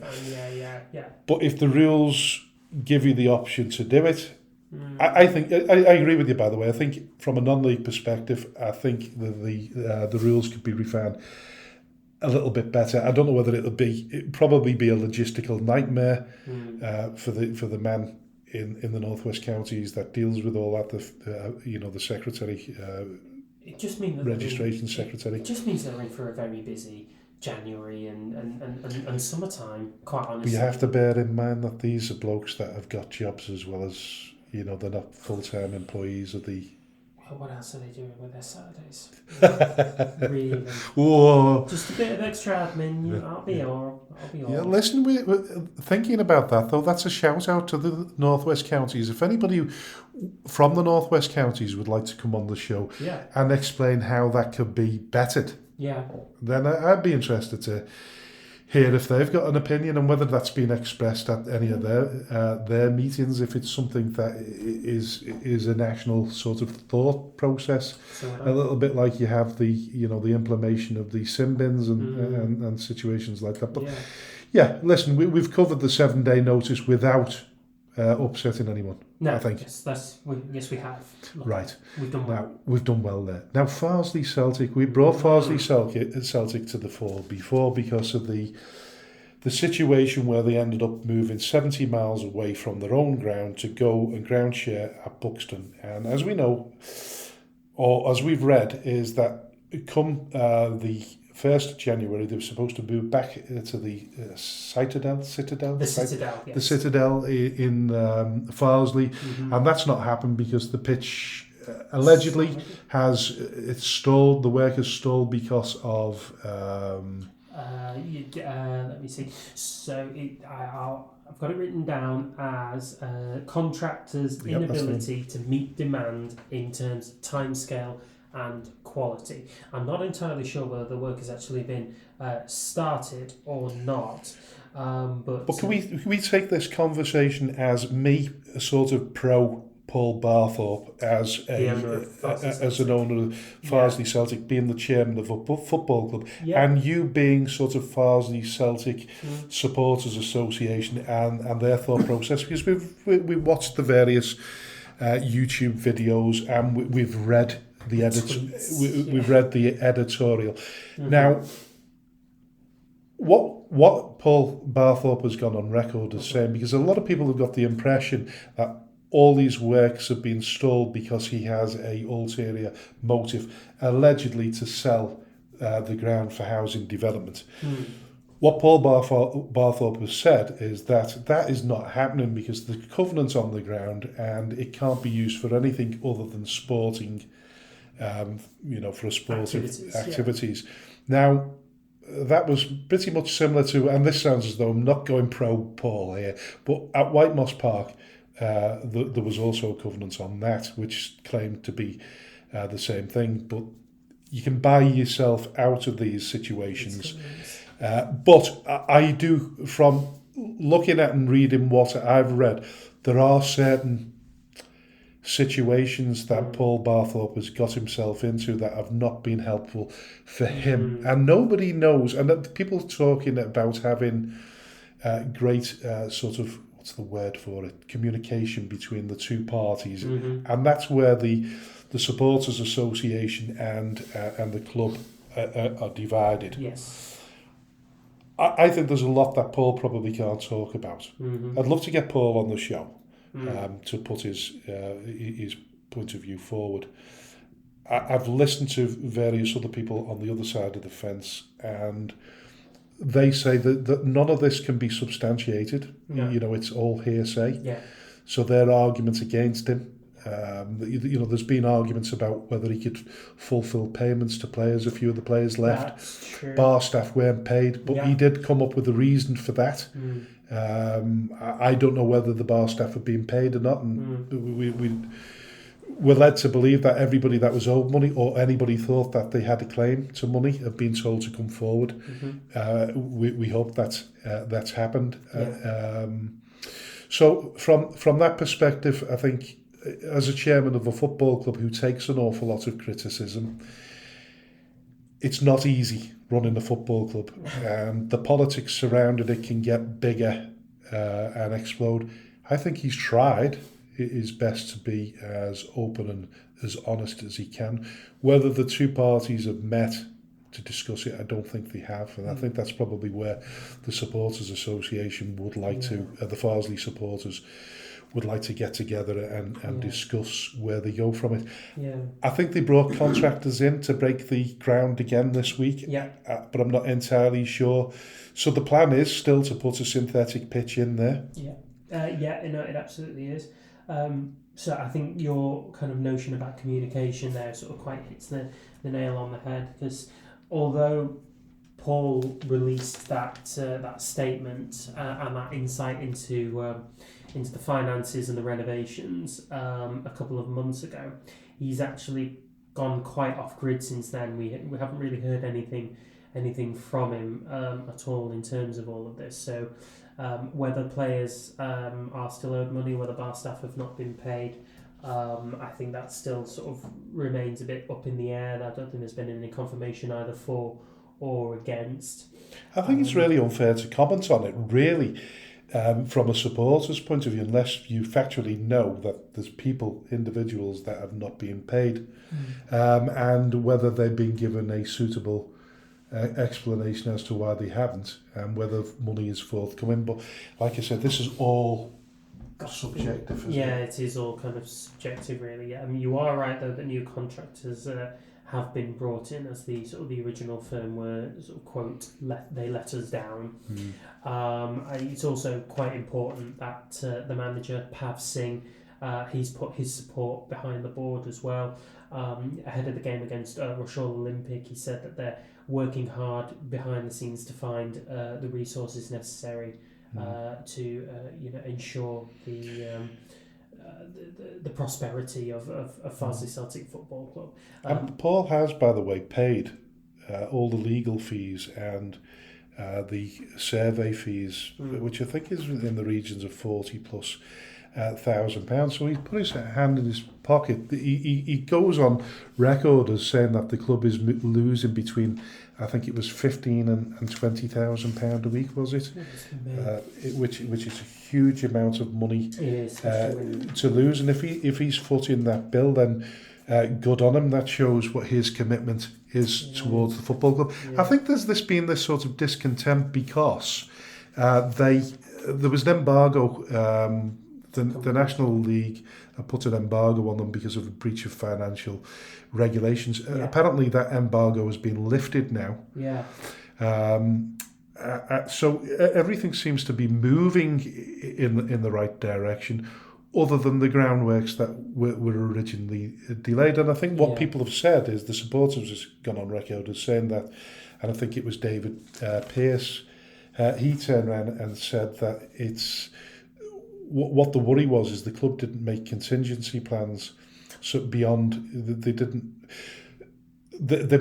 it was only a few weeks ago when you knew the ground wasn't getting fixed. So they scrambled the agreement with Buxton, didn't they? I'm sure it wasn't obviously the first choice. They had the reverse to Radcliffe, and I think they've took up the offer of they've gone back to Buxton now, haven't they? They have gone. I believe so. Yeah. So they played a couple of games at Castleford Academy. I don't know whether that is turning into a long-term solution or not. We haven't really been made aware of anything official, but those have been where the games have been played. It would be far more convenient for them to be at Castleford than to be at Buxton, but I think Buxton was very much a port in the storm when it came to pass that the Citadel wasn't going to be getting completed in time for that 1st of January deadline. It's now the 9th, and we still haven't really heard anything beyond that. And it does make you worry. I think in terms of their commitment to the league and the FA was that they had to play their plans for their particular synthetic pitch. They have to play on at least the same standard pitch that they were going to put in. And that's the problem where they've had to move 70 miles away in 2-hour journey or whatever it is. It's not really good. But they've said, listen, we've the club have negotiated a plan which has kept the club going during a challenging time. So they're meeting the payments. They must be, because if the embargo's been lifted, they must. Yeah, we can understand that they probably should have made more contingency plans, but then we're led to believe that it only takes a couple of weeks, 3-4 weeks to get the ground laid anyway. Whether it's a little bit longer because the membrane's not in there, that could double the double the time and the probably the costs as well. But this man has been at the club for 5 years. During a period, he took over the club when it was in disarray anyway.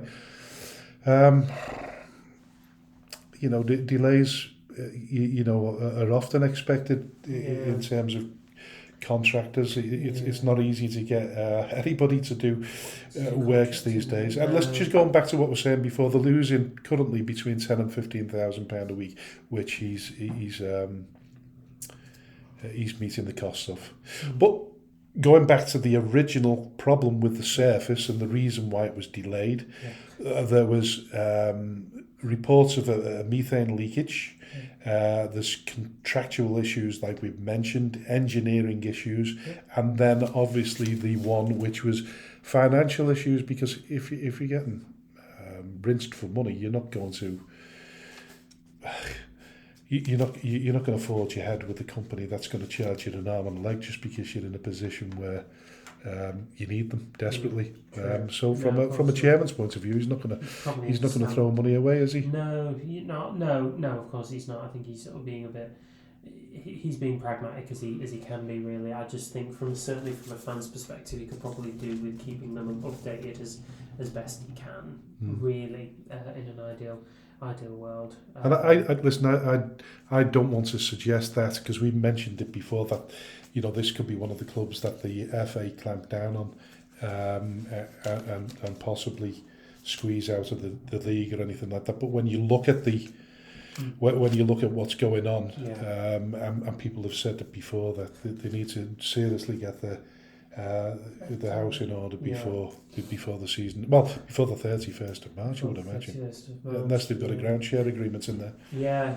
I mean, whether Castleford becomes a permanent fixture or whether they go back to Buxton does, as I say, remain to be seen. But I doubt very. Funny, really, isn't it, when people moan about the fact that we're ground sharing 7 miles away and they're 70 miles away. I can understand that, a 2-hour journey over the Pennines. And in this weather as well. In this weather, snow and ice. Listen, there's no doubt about it. From the supporters' perspective, you don't want to be travelling that far to watch your home team, and it has ripped the core of supporters out there. But if Paul Barthorpe is true to what I think, he will go ahead with the pitch revamp, and he will come good in the end. I think this is a thing in history that they'll possibly laugh about one day. Laugh about. I doubt very much that it'll be the last time that we talk about them on this show.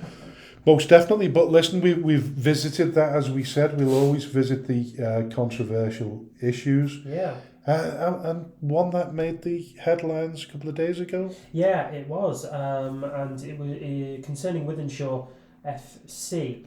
So for the last handful of years or so, they were being coached by Shane Goldrick, a manager who's held in extremely high esteem by all associated with Wythenshawe FC, having led them to several promotions in his time.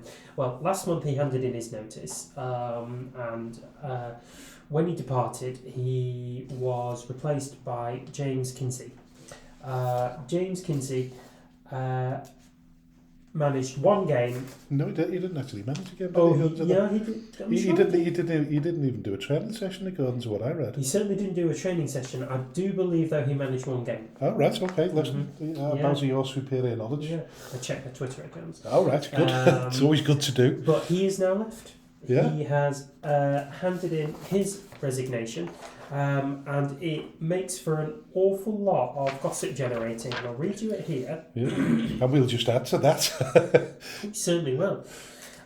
Unfortunately, I have decided to walk away from the opportunity with Wythenshawe FC.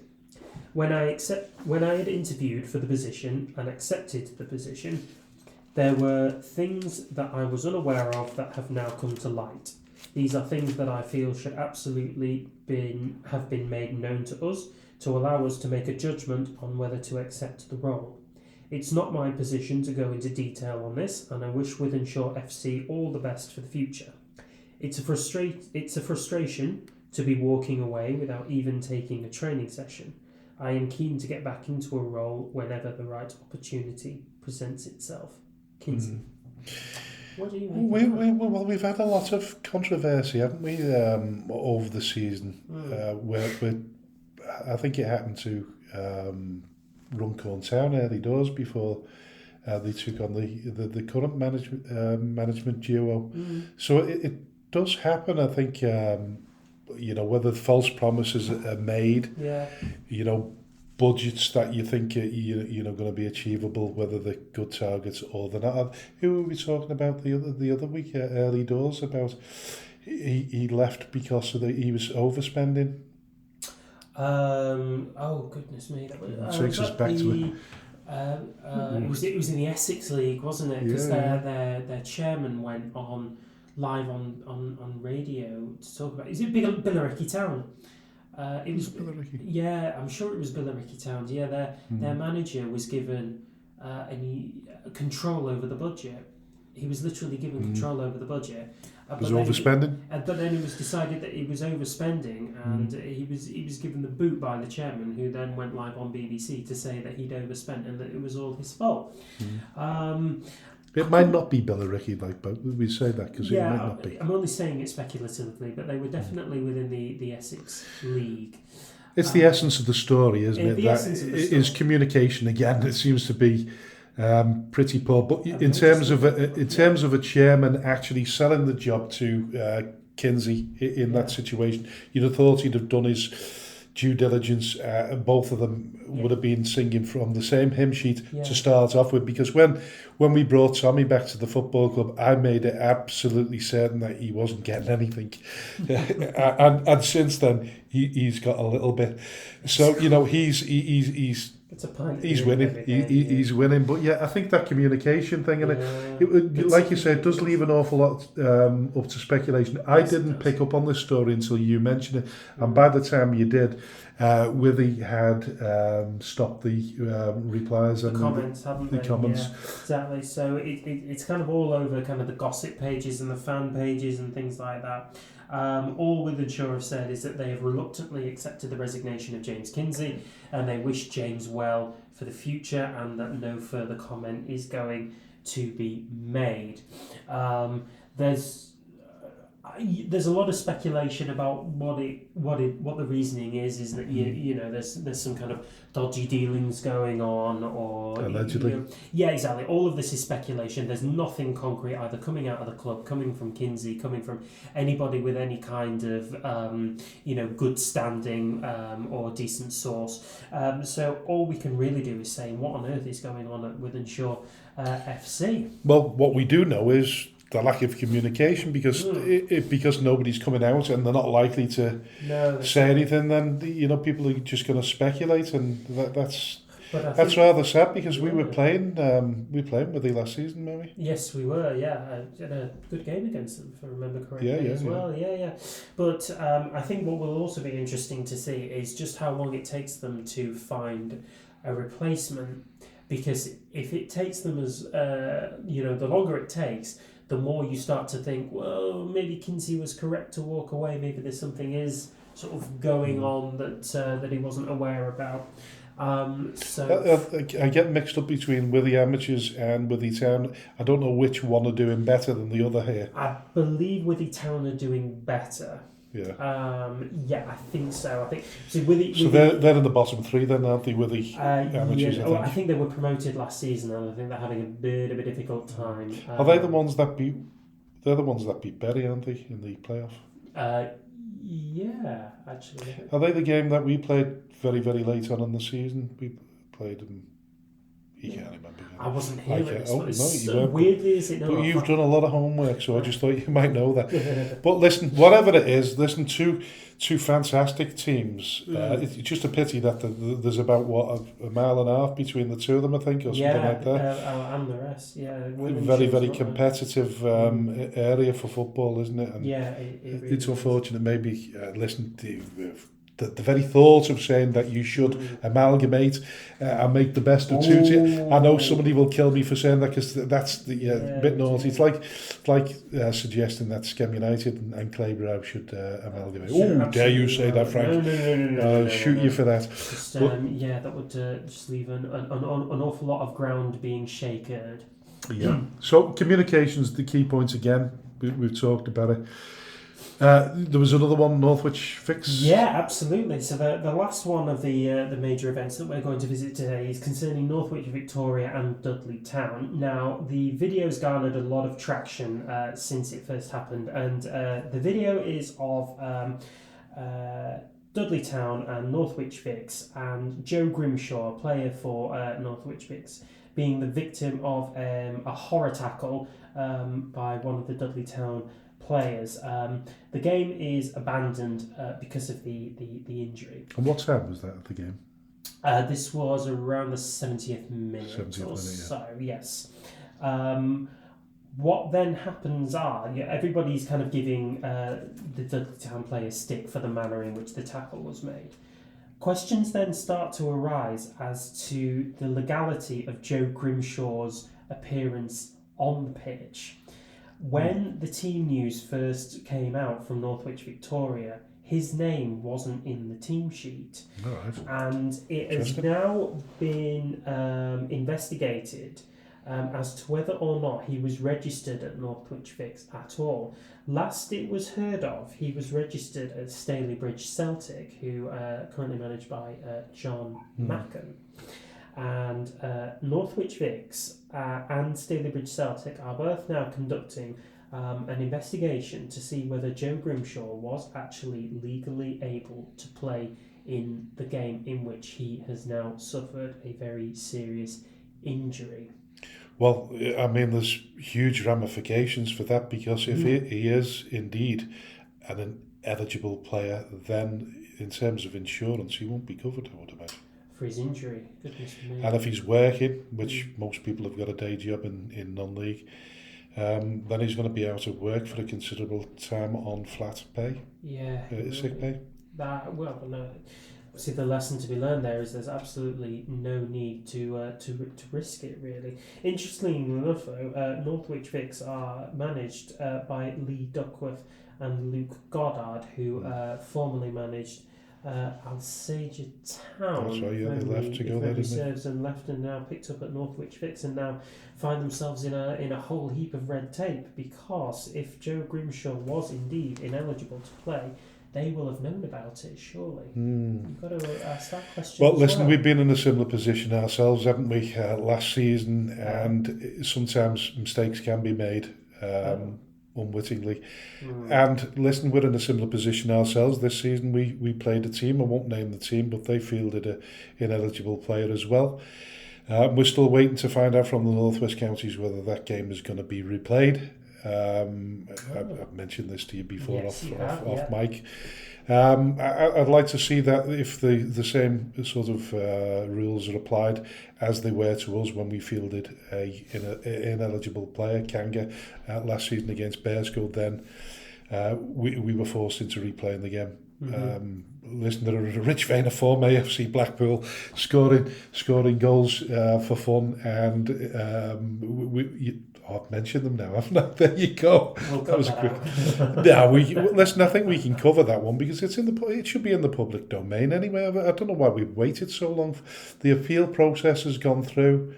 And listen, I know I'm clutching at straws, but that gives us another game and another chance, doesn't it? But it happened to us last season, and I'd just like to see that the league. Listen, this podcast is promoting the Northwest Counties in a mostly positive manner, and we'll continue to do that, and hope that the same rules are applied to AFC Blackpool as they were to us last season. So all we can do is kind of cross your fingers, really.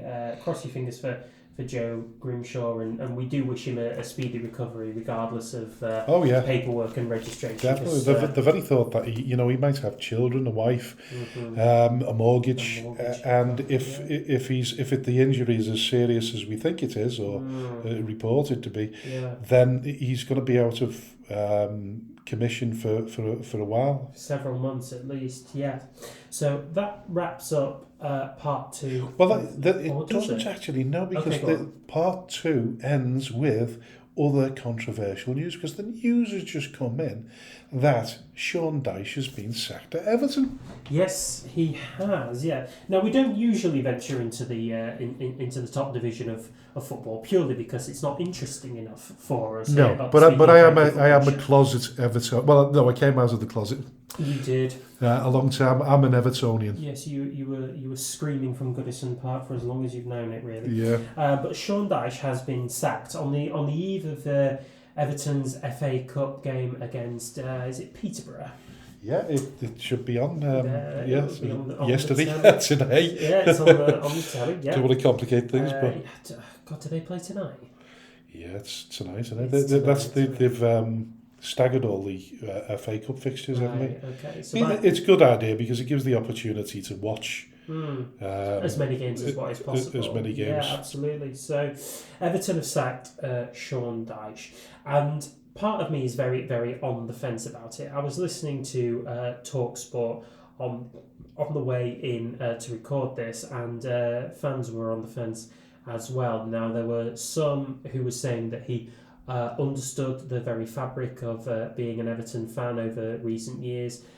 He has the blueprint of what it means to preserve status within the Premier League as well, having done it exceptionally well at Burnley, and employing a very kind of stubborn tactical procedure to stifle out opposition from scoring, even at the expense of scoring goals yourself. And there were also some who were saying that it's the best thing to happen since the takeover a few weeks ago, and that I think it was always going to happen once that takeover took place. It was a matter of when it was going to happen. A lot of people have gone on record saying that they wanted Dyche to go, but they can't believe the timing of it a few hours before a very important FA Cup game. I question that. I certainly question that. I do think around this period there was the very latest that you can get rid of a manager and still hope to preserve status and give them enough time to turn it around. Yeah, I think in terms of, we look at the January transfer window, and in terms of recruitment, I think probably one of the suspect things at the moment. Although I don't know how much Sean Dyche was involved in the transfer of players, but whoever you bring in now has got to be astute in the transfer market. And if there's a decent amount of money involved, listen, there's the financial fair play as well, and they've got to be careful. PSR as well is also involved now. The financial regulation. So they've got to be careful with what they spend, because they could end up in points deficits as they already again. Have now, it's been predicted. All these predictions. Somebody said Moyes. Get Moyes back. Which now the only thing I'd say about Moyes is Moyes was very. If we haven't got much money to spend in this January window, then David Moyes was very, very good in the loan sort of market, and from that perspective, if that's all they can do, then he's your man for the moment. Others have said Mourinho. But as we know, the owners of Everton now have already sacked. Group, they've already sacked him at Roma. So I gather the relationship is reasonably good, despite his sacking. I've heard that the relationship between the Franken Group and Mourinho is positive. So you wouldn't kind of rule that out entirely just yet. Though. Do you think he's still got enough credibility, Mourinho, to manage a top team a team in the Premiership? I don't think it's ever been in Mourinho's wheelhouse to take charge of a team like Everton, who are battling relegation. He's used to battling for trophies and battling for the top of the table. I think this would be a completely new challenge for him, and I'm not entirely convinced he'd be the right man for it, because I don't know, because you'd think with could be a great way of resurrecting his career. For the need for pragmatism and the way Everton was, you'd think that Dyche would fit that bill perfectly. Now it looks like they're sort of leaning a little bit more towards a glamour appointment in the style that Ancelotti was. So if they got rid of Martinez, and then they got rid of Marco Silva as well, both really good appointments, both with plenty of credit in the bank as far as the Premier League is concerned. They went for the glamour appointment in Ancelotti, and it went bust because he went off back to Real Madrid, and then they brought in Benitez, which was insulting. Definitely. So to add another glamour appointment in there when they're trying to kind of move away from the Premier League trapdoor, I don't think it's a good move. Do you think, with that thought in mind, do you think that they bring Moyes in till the end of the season? I think it would have either been Moyes or Potter. Now, Potter, as we know, has gone to West Ham now for a 2.5-year deal. I think Moyes is your only sort of realistic option right now. Well, it'll be interesting to see how this pans out. I mean, what I don't get the logic of some Everton fans that say, give it to Leighton Baines and Seamus Coleman. No experience. No experience whatsoever at all. people say Duncan Ferguson. There's even a lot of people saying Wayne Rooney. Wayne I think Rooney they've got to be Liverpool supporters. Yeah, exactly. Rooney's got Well, no I'd say he's got no credibility. I think the unfortunate thing with Wayne Rooney is he's took a risk all the football clubs that he's been to, and he's not particularly done anything wrong. He's not had the opportunity or the time to implement a plan that will. We talk about this is why I constantly talk about having stability at a football club. At which stage do you get stability if you keep sacking managers? Now, in fairness, Everton haven't sacked for a while. You know, in terms of nearly 2 years. Nearly 2 years. So that's that's a record for some clubs at the moment. But our great secretary Danny Roberts turned around and said that's pretty great that you sack Sean Dyche. He'll get a job just below us, and he'll save them. And end up sending us down. And you could see that happening, couldn't you? You really could. That happened last year involving Wayne Rooney. He was appointed as Birmingham City manager at the expense of John Eustace, who made a great start with Birmingham, got him up to 5th in the table, was sacked for the glamour appointment, and Blackburn ended up surviving on the last day by a point, and who went down? Birmingham City. Yeah, they did say that they were in decline though. That lofty position wasn't a true position when Eustace was there. I think it probably speaks volumes as to how good Eustace is as a manager, because he's doing the same thing with Blackburn. I mean, they're up in 5th right now. All right. It's whether he can maintain that, isn't it? It is whether he can maintain it. A lot of Blackburn fans think that he can. But so who do you think long term for Everton, who can Everton attract? I mean, unless the new owners can throw a huge wedge of money at them and transform their fortunes, I don't think they're going to be able to do it because of the financial regulations. No, exactly. And you'd like to think that after what had gone on with Mashiri for all these years is that impulsive spends and glamour appointments aren't the way forward at all. I know he doesn't want a job just yet, but I think you could do worse than looking at Southgate. In my opinion, as a professional. I thought that. I mean, people turn around and say, what did he do when he was at England? Well, he got us to 3. Was it 3 finals? Two finals and two semis. Yeah, I think that's pretty good comparison to all the managers that we've had before. Terry Venables couldn't do it. Glenn Hoddle couldn't do it. It was the second best appointment. It's the second best achievement in terms of statistics in the entire history of England's national team. Yeah. Yeah, he came to within penalties of winning a final. And I think he's got the only thing on his downside is the way he managed Middlesbrough. It didn't go well for him, and I think Middlesbrough were relegated that season under Southgate, so I think there's that to consider as well. And he's often considered to be boring, isn't he? He is often considered to be boring. He takes a very That's another one, by the way, Lee Carsley, isn't it? Lee Carsley has been mentioned, and I think that obviously he's got history at Everton. He played there for, was it 7, 8, 9 years, something like that one? Played there for a while. Had a decent spell as England manager, did really well at the under-21s again, like Southgate. So I think between you three, if you look, he went out of his comfort zone, didn't he, when he took over for the couple of games that he was in charge? Yeah, he did. He tried. People like that, even though they got battered, didn't they? They got beaten, didn't they? They got beaten by Greece, but I think it was a decent show of him to try and put that many attackers in there. I just think he got his tactics a bit wrong, but then he cleared it up a lot better for the reverse game against Greece and actually won that game. So I think that you could do worse than Carsley, and indeed you could do worse than Ferguson, because Ferguson for his interim period before Dyche came in was outstanding. I remember that iconic image. I think they were playing, I can't remember who they were playing, I think it was Chelsea, and they were winning, and it was chucking it down with rain, and you're just seeing Duncan Ferguson running up the touchline in his suit, absolutely howling to his heart's content. Oh, we love the passion. We love the passion. Of Duncan Ferguson is what I find most appealing about that guy. He hasn't had it great in finesse, and obviously his job's gone now. Yeah, exactly. So I do think that he could be the man. Well, he carried on working without wages there, didn't he? And apparently propped the club up a little bit financially as well. So not that he's got deep enough pockets to help Everton. To help and again, Everton, yeah. They don't need that anymore. Well, we assume that they don't, but is it a false dawn again? I don't know. It's all kind of to be said.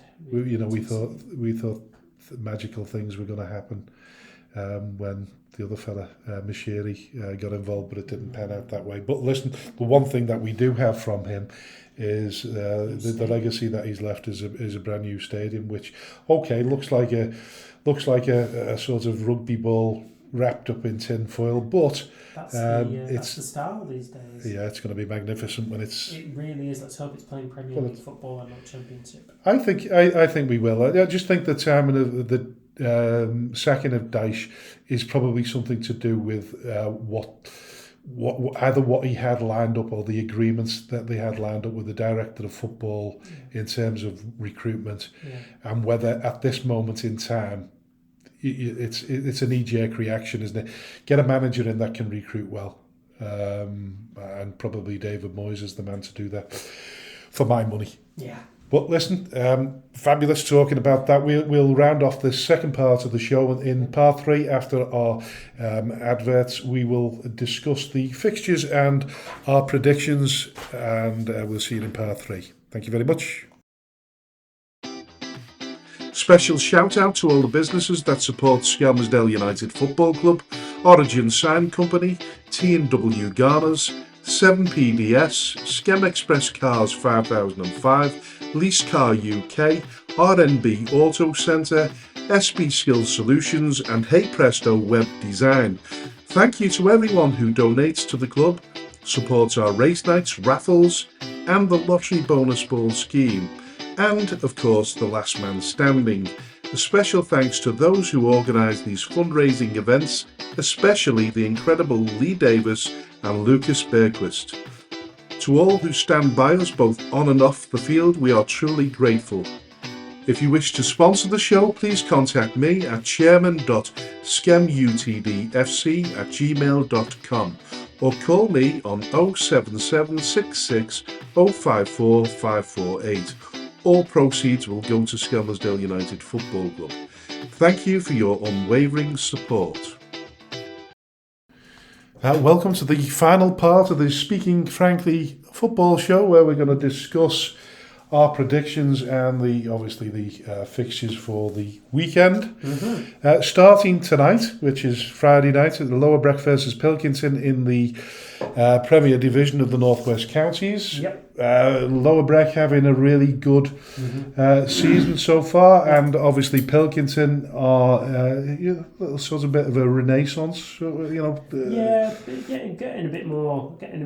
a few more points under their belt now. Sort of 2 wins in the last 4, but then 4 losses to counter that as well.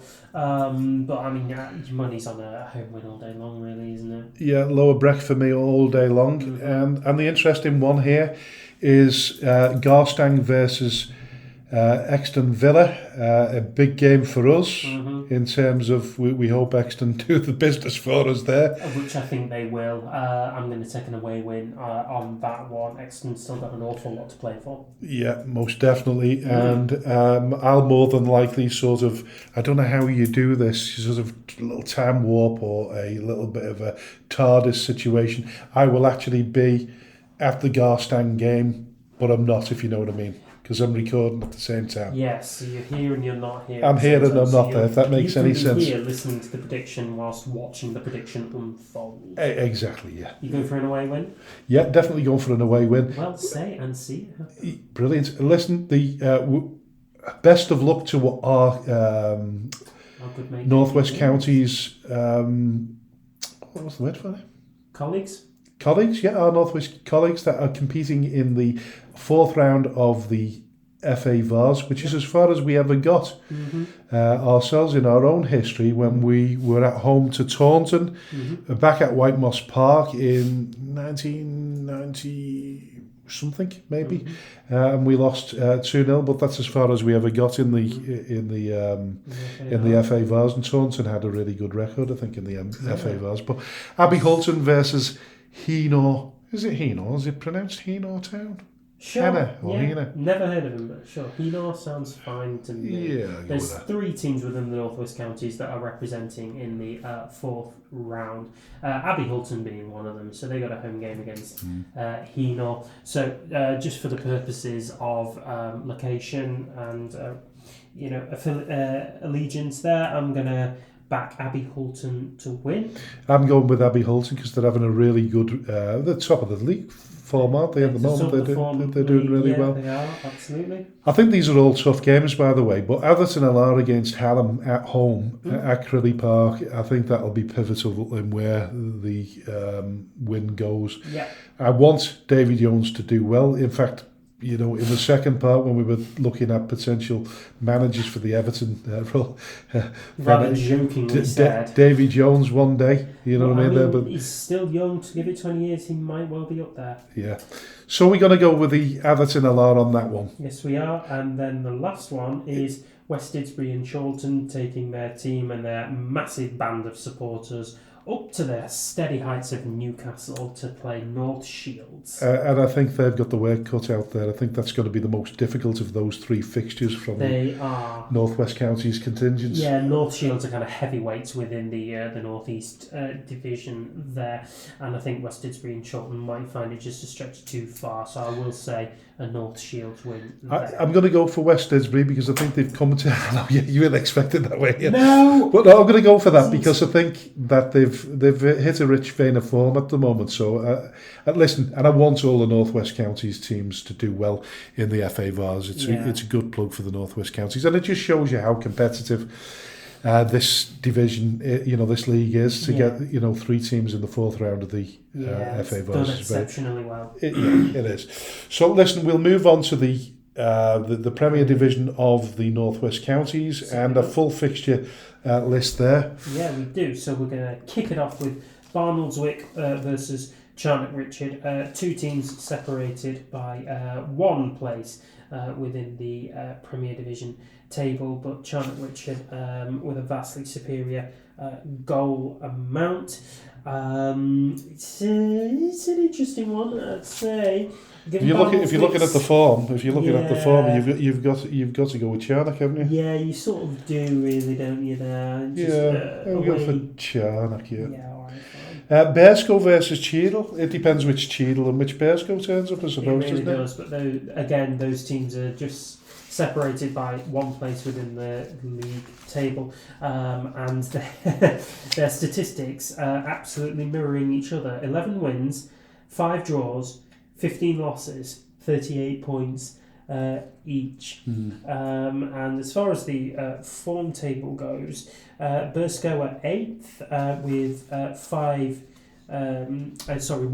1 defeat in 6. And Cheadletown with 2 wins and 4 defeats. So with that in mind, and home advantage, I'm going with Bearscough there because I think the 3 games unbeaten now. I think they'll go on a little bit of a run. So now Bury versus the Isle of Man, the big game of the. You say that, but there's one a bit. There's one a bit further one we'll come to. A little bit bigger. Yeah, we're giving Bury too much credit here. Which is good for Bury at this moment, isn't it? In time, because if they get a good result against the FC Isle of Man that are out of form, the only thing you'd say is that in terms of Bury, from Bury's perspective, the Isle of Man are going to get out of the doldrums eventually, aren't they? It just depends where it happens, really. You'd kind of want Isle of Man to kind of do it now, just to at least give the neutral a really good game at Gig Lane. Do you reckon he can do it? I don't know. I think. Listen, I think it's a difficult one for anybody that travels. They do an awful lot of travelling, don't they? Yes, they do. The Isle of Man. You do wonder whether it's starting to kind of bite them back, really. That being said, Bury aren't exactly doing fantastic. No, they're not, but they're still there or thereabouts, aren't they? You know what I mean? They're only a point behind, and this for them is very much it's a 6-pointer in many ways, isn't it? Because of what we're talking about, the Ramsbottom versus Cheddarton game, which we'll come to. I think it's got the hallmarks of a Bury win, and I think Bury need it more than. Listen, they both need it. If the Isle of Man want to get back into the playoff positions, then probably take back what I said. Probably got the hallmarks of the draw, but I'm still going to go with Bury. Me too. Yes. Longridge are away to FC St Helens, who haven't been having the greatest of times, but not recently, no. But they sort of starting to sort of get their act together in bits and spurts, really, aren't they? 2 wins and 4 defeats in the last 6 games. Their sort of automatic promotions, obviously not there, but their playoff promotions were starting to kind of slip away a little bit. They're one of 3 teams that are on 49 points. They'd want to get back to winning ways. Yeah. Longridge have stalled as well, haven't they? Longridge have stalled. They're in 19th. Their form's kind of dropped off. They've not a win in their last 6 That said, games. they've had 3 draws in 6 games, so they've had 3 losses, 3 draws. Yeah. Well, FC St Helens not had a draw though. It's either win or lose. For that reason, I think I will say a home win. Yeah, I'll go for that as well. Glossop North End versus Litherland Remaker. It depends which Litherland Remaker turns up, and it depends which Glossop turns up. But we're reliably informed by our good friend Richard Brodie that his team can beat anyone on their day. I want to believe that, don't you? You do want to believe that. Yeah. And Glossop North End. Yeah, where Litherland, 2 wins, 2 draws, 2 defeats. Glossop are starting to kind of make it all pay. 4 wins and 2 defeats across their 6. I'd say a home win as well. Padiham versus Colne is actually kind of a fascinating one, really, because as we say, Colne are experiencing a long-term revival. So 2 wins and a draw across their last 6 games. Obviously, they scooped a last-minute winner against Barnoldswick in their last game. But Padiham are just on an absolute destruction run at the minute, aren't they? 6 consecutive wins. They've only conceded 5 goals. They've scored 25. The writing's on the wall for that. Writing is on the wall, but I don't think it'll be as a massive result. But it's a derby, isn't it? It is also a sort of a Burnley-based derby, really, isn't it? Yeah, so there'll be a little bit of... Yeah. Now... Padiham. I'm going Padiham. Are you going? I'm going Padiham. You're going Padiham, yeah. Now, the headlining act. Ramsbottom, who are in 1st, against Chadderton, who are in 3rd. So we've had back and forth between the top 3 teams across the Christmas period, and I think this is the last one, really.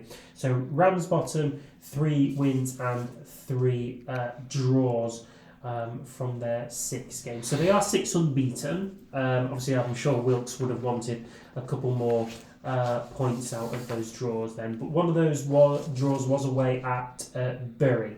So I think he can be sort of reasonably pleased on that score there. Whereas Chadderton's, their promotion ambitions are, starting to slip away from them just a little bit. And I think it'd probably be enough for them to want to get back to winning ways, starting with this one. That being said, it is home advantage. And just because of how much we like Wilkes when he came on the show, I want to say a home win here. Yeah. Plus, Chadderton have just lost their top goal scorer. Oh yeah, listen, that's going to make all the difference. They made a signing as well. I can't remember who it was. They have made a signing, but whether it sort of covers... Yeah. If you Bury though, probably you're looking at a draw on this one. You'd prefer a draw, wouldn't you? Of course you'd want a draw, yeah, absolutely. But that said, you'd probably I suppose you'd want.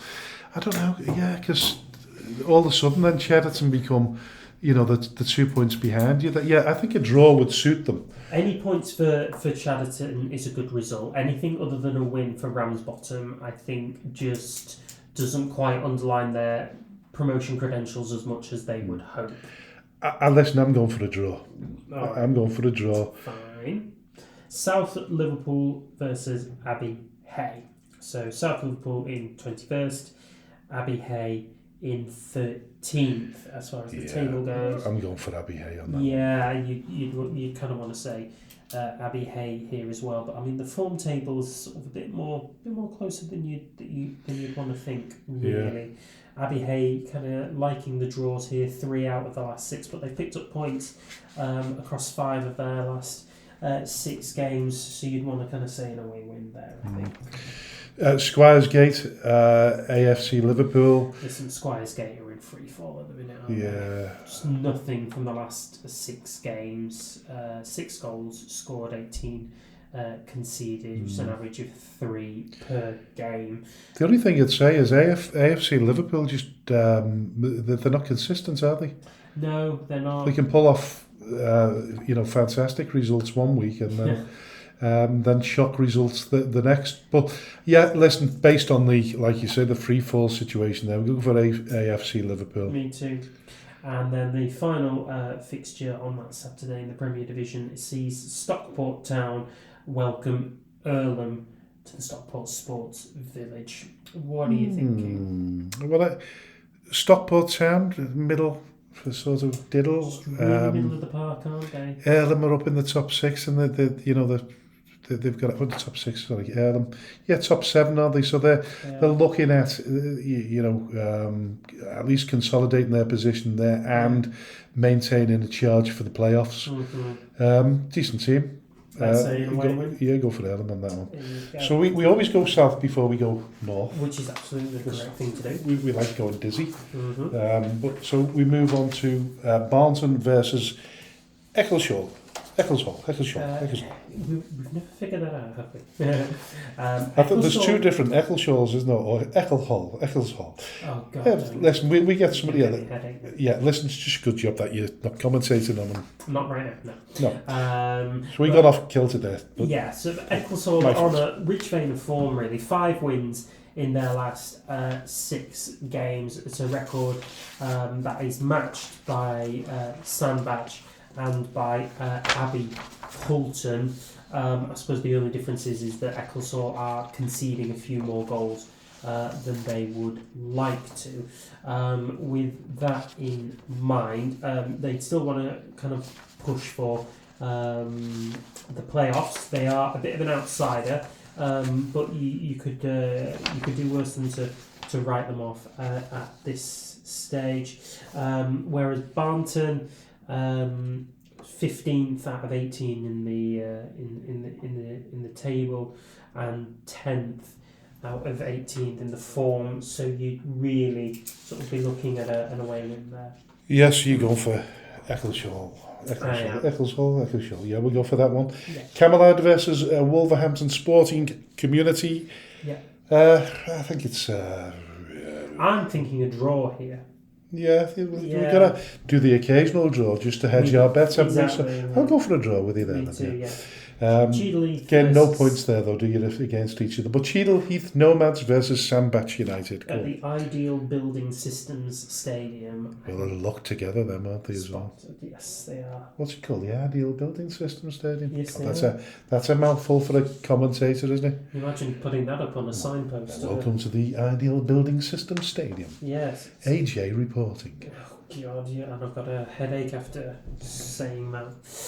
Goodness me! Well, I'm going for a draw. They're absolutely locked together in the league. And what are we looking at? It's 2 points separating them in the league, and then as far as form goes, Sandbach, Sandbach are doing better, aren't they? Yeah, but I think that's a draw for me. I think they're going to draw as well. Yeah. So Foley-Mere versus Market Drayton Town. So. Was it Market Drayton who were on the end of an absolute pasting recently? I'm sure I read that they lost 9-0. Who did? I'm sure it was Market Drayton Town that lost 9-0 in one of them. All right, was that in a senior cup, was it? It may well have been. Might have been against one of the big teams then? No, it was Abbey Hulton United. Oh, well, listen, they're in form, aren't they? Yeah, and Foley-Mere... what day was that when they played them? That was, I'm sure it was the 20. No, it was the 28th. 28th, yeah. All right. Yeah. So Wolverhampton. Sorry, not Wolverhampton. Come on. They played recently. What are we looking at now? Oh, we're looking at Foley-Mere, aren't we? Foley-Mere, who had a really good result over Wolverhampton Sporting Community, beat them 4-0 away from home.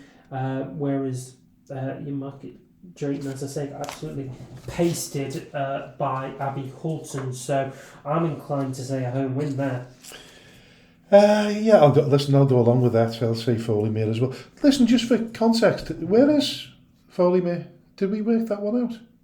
I'm sure it's like just above Stoke. Is it? Sounds Stokish, doesn't it? It just They have some funny names down that way, don't they? They do, yeah.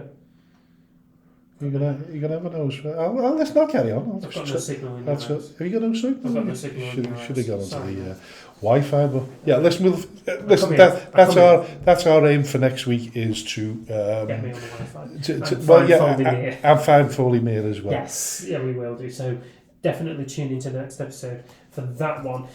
New Mills versus Alsager. New Mills all day long. Yeah. Stafford Rangers, Asheville. I'm going for Stafford Rangers. Stafford Town, I should say. Yeah, I'm going to go for Stafford Town as well. It's a home win, and exactly the same in the final game, which is Winsford United versus Shawbury United. Shawbury kind of bottom of the league. Winsford second from top. Right, yeah. Okay, well that concludes the fixtures and the predictions for the south. We move on to the north. One you've all been waiting for. The one that you've all been waiting for, yeah. So, as we say, there won't be any change at the top because Atherton aren't in action in domestic. But Nelson could extend their... no, Nelson are not playing, so they can't extend it, can they? Obviously, that will be down to the fact that there's teams in the FA Vars, and that's the reason why they're not playing. So, listen, we move on to Ashton Athletic versus Bakeup Borough. AA versus BB.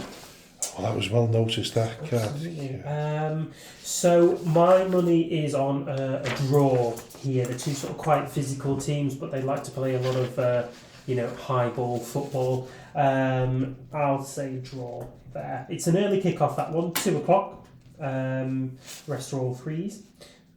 Yeah, what about you? Well, I'm just looking at Ashton Athletic, and like you said, there's Ashton Athletic and Bakeup. Bakeup are like, they're pretty much, they're pretty much the same as each other at the moment, aren't they? So I've got to go for a draw there. Got to be careful they don't go for too many draws. Well, hey, anyway, Ashton Town versus Steeton. Now this should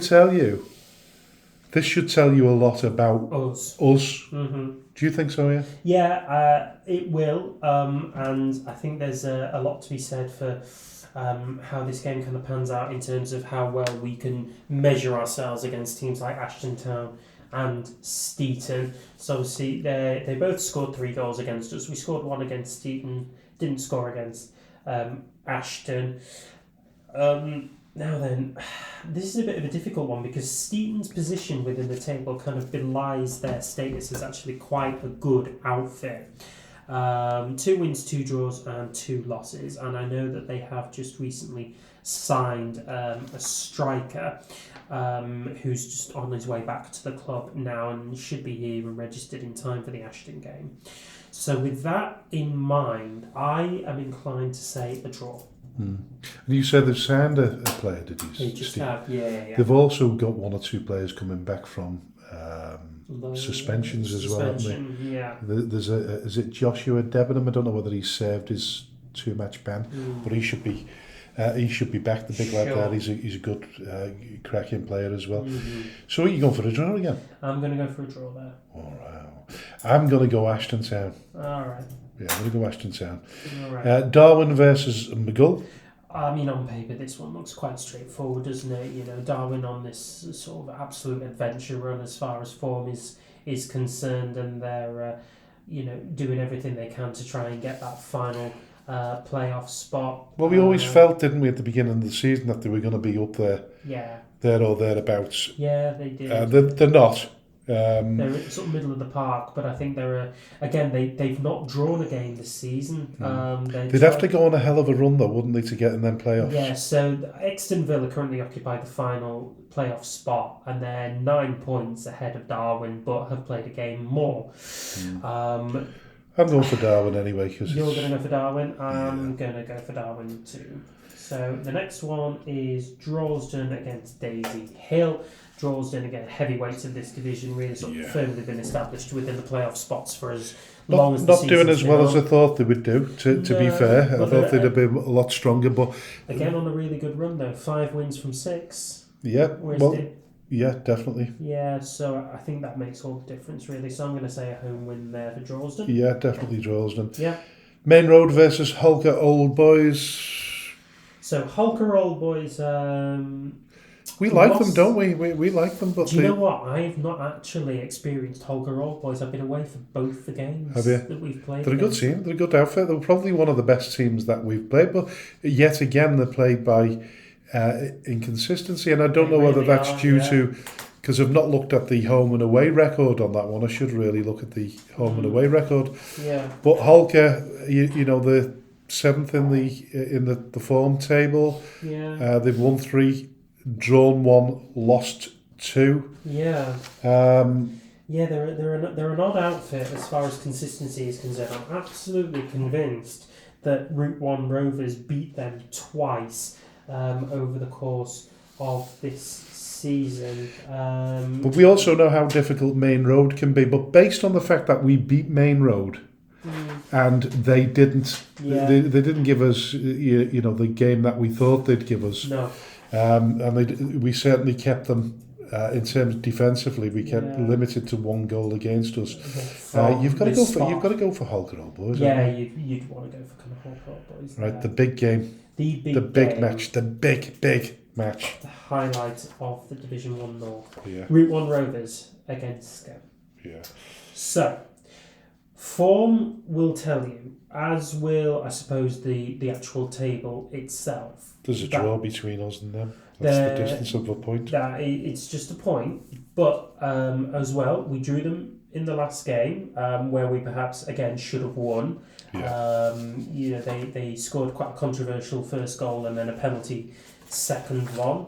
And we were made to work for that draw where, again, we could have won. But again, they sort of got their act together and they've stitched together a fair few good results over the course of the season.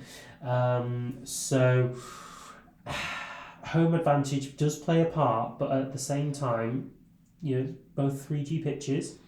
We've got a good strong squad for us ahead of the game. Think there's any likelihood that any of these games will get called off? I mean, shouldn't on a plastic pitch, but then that said, the JMO wasn't it wasn't playable yesterday, so we had to move our training to Bearscough. You did, yeah. And I think it's a little bit more lush, isn't it, Route 1, Stevens Ground? As well as anything else, the journey over there is a bit treacherous. Yeah. Yeah, it's not a nice journey to make at all. If it's no, icy conditions, I didn't enjoy it. Like But that said, we had a good crack in the car. There was me, Tommy, James, Darren Askew, and Jason Clark. What Jason Clark was thinking with the banter that we were having in that on the way there. Kid, isn't he? Yeah, something like that. This is where the kids grow up. I mean, I hope you gave him the front seat. He's as tall as anything. No, he was sat in the back seat. Funny enough, well, listen, you've got to go on a ranking position. Tommy took the front. Yeah, Tommy had plenty of leg room, as you can imagine. He had more than his fair share. Tommy won't forgive me for saying that. Like, but listen. Nobody wants to go. Nobody wants to go across that M65 or the A59. No, it's not a nice journey to make. It is, yeah. So, look, based on what we've seen from Route 1 Rovers, and they may have made changes in personnel, but 4 wins and 4 draws, plus, you know, a reasonably decent defensive record does make it a bit of an intimidating task. But we are a better team than what we were the first time we played them. And I think that will give us a lot to go into. I'm going to say an away win. I'm going to give us the 3 points here. Yeah, I think based on what we've seen, and certainly what I saw in training this week, the banter, the camaraderie between the players now is on a different level. I know we keep going on about that, but we do need that point where we have a consistent starting 11. Yeah. And hopefully over the next 9 games, that will be the case. So I'm all for Skem United winning that one. And if the game obviously tonight, Garstang. If Garstang lose, we know what we've got to do tomorrow, and we've just got to play to that.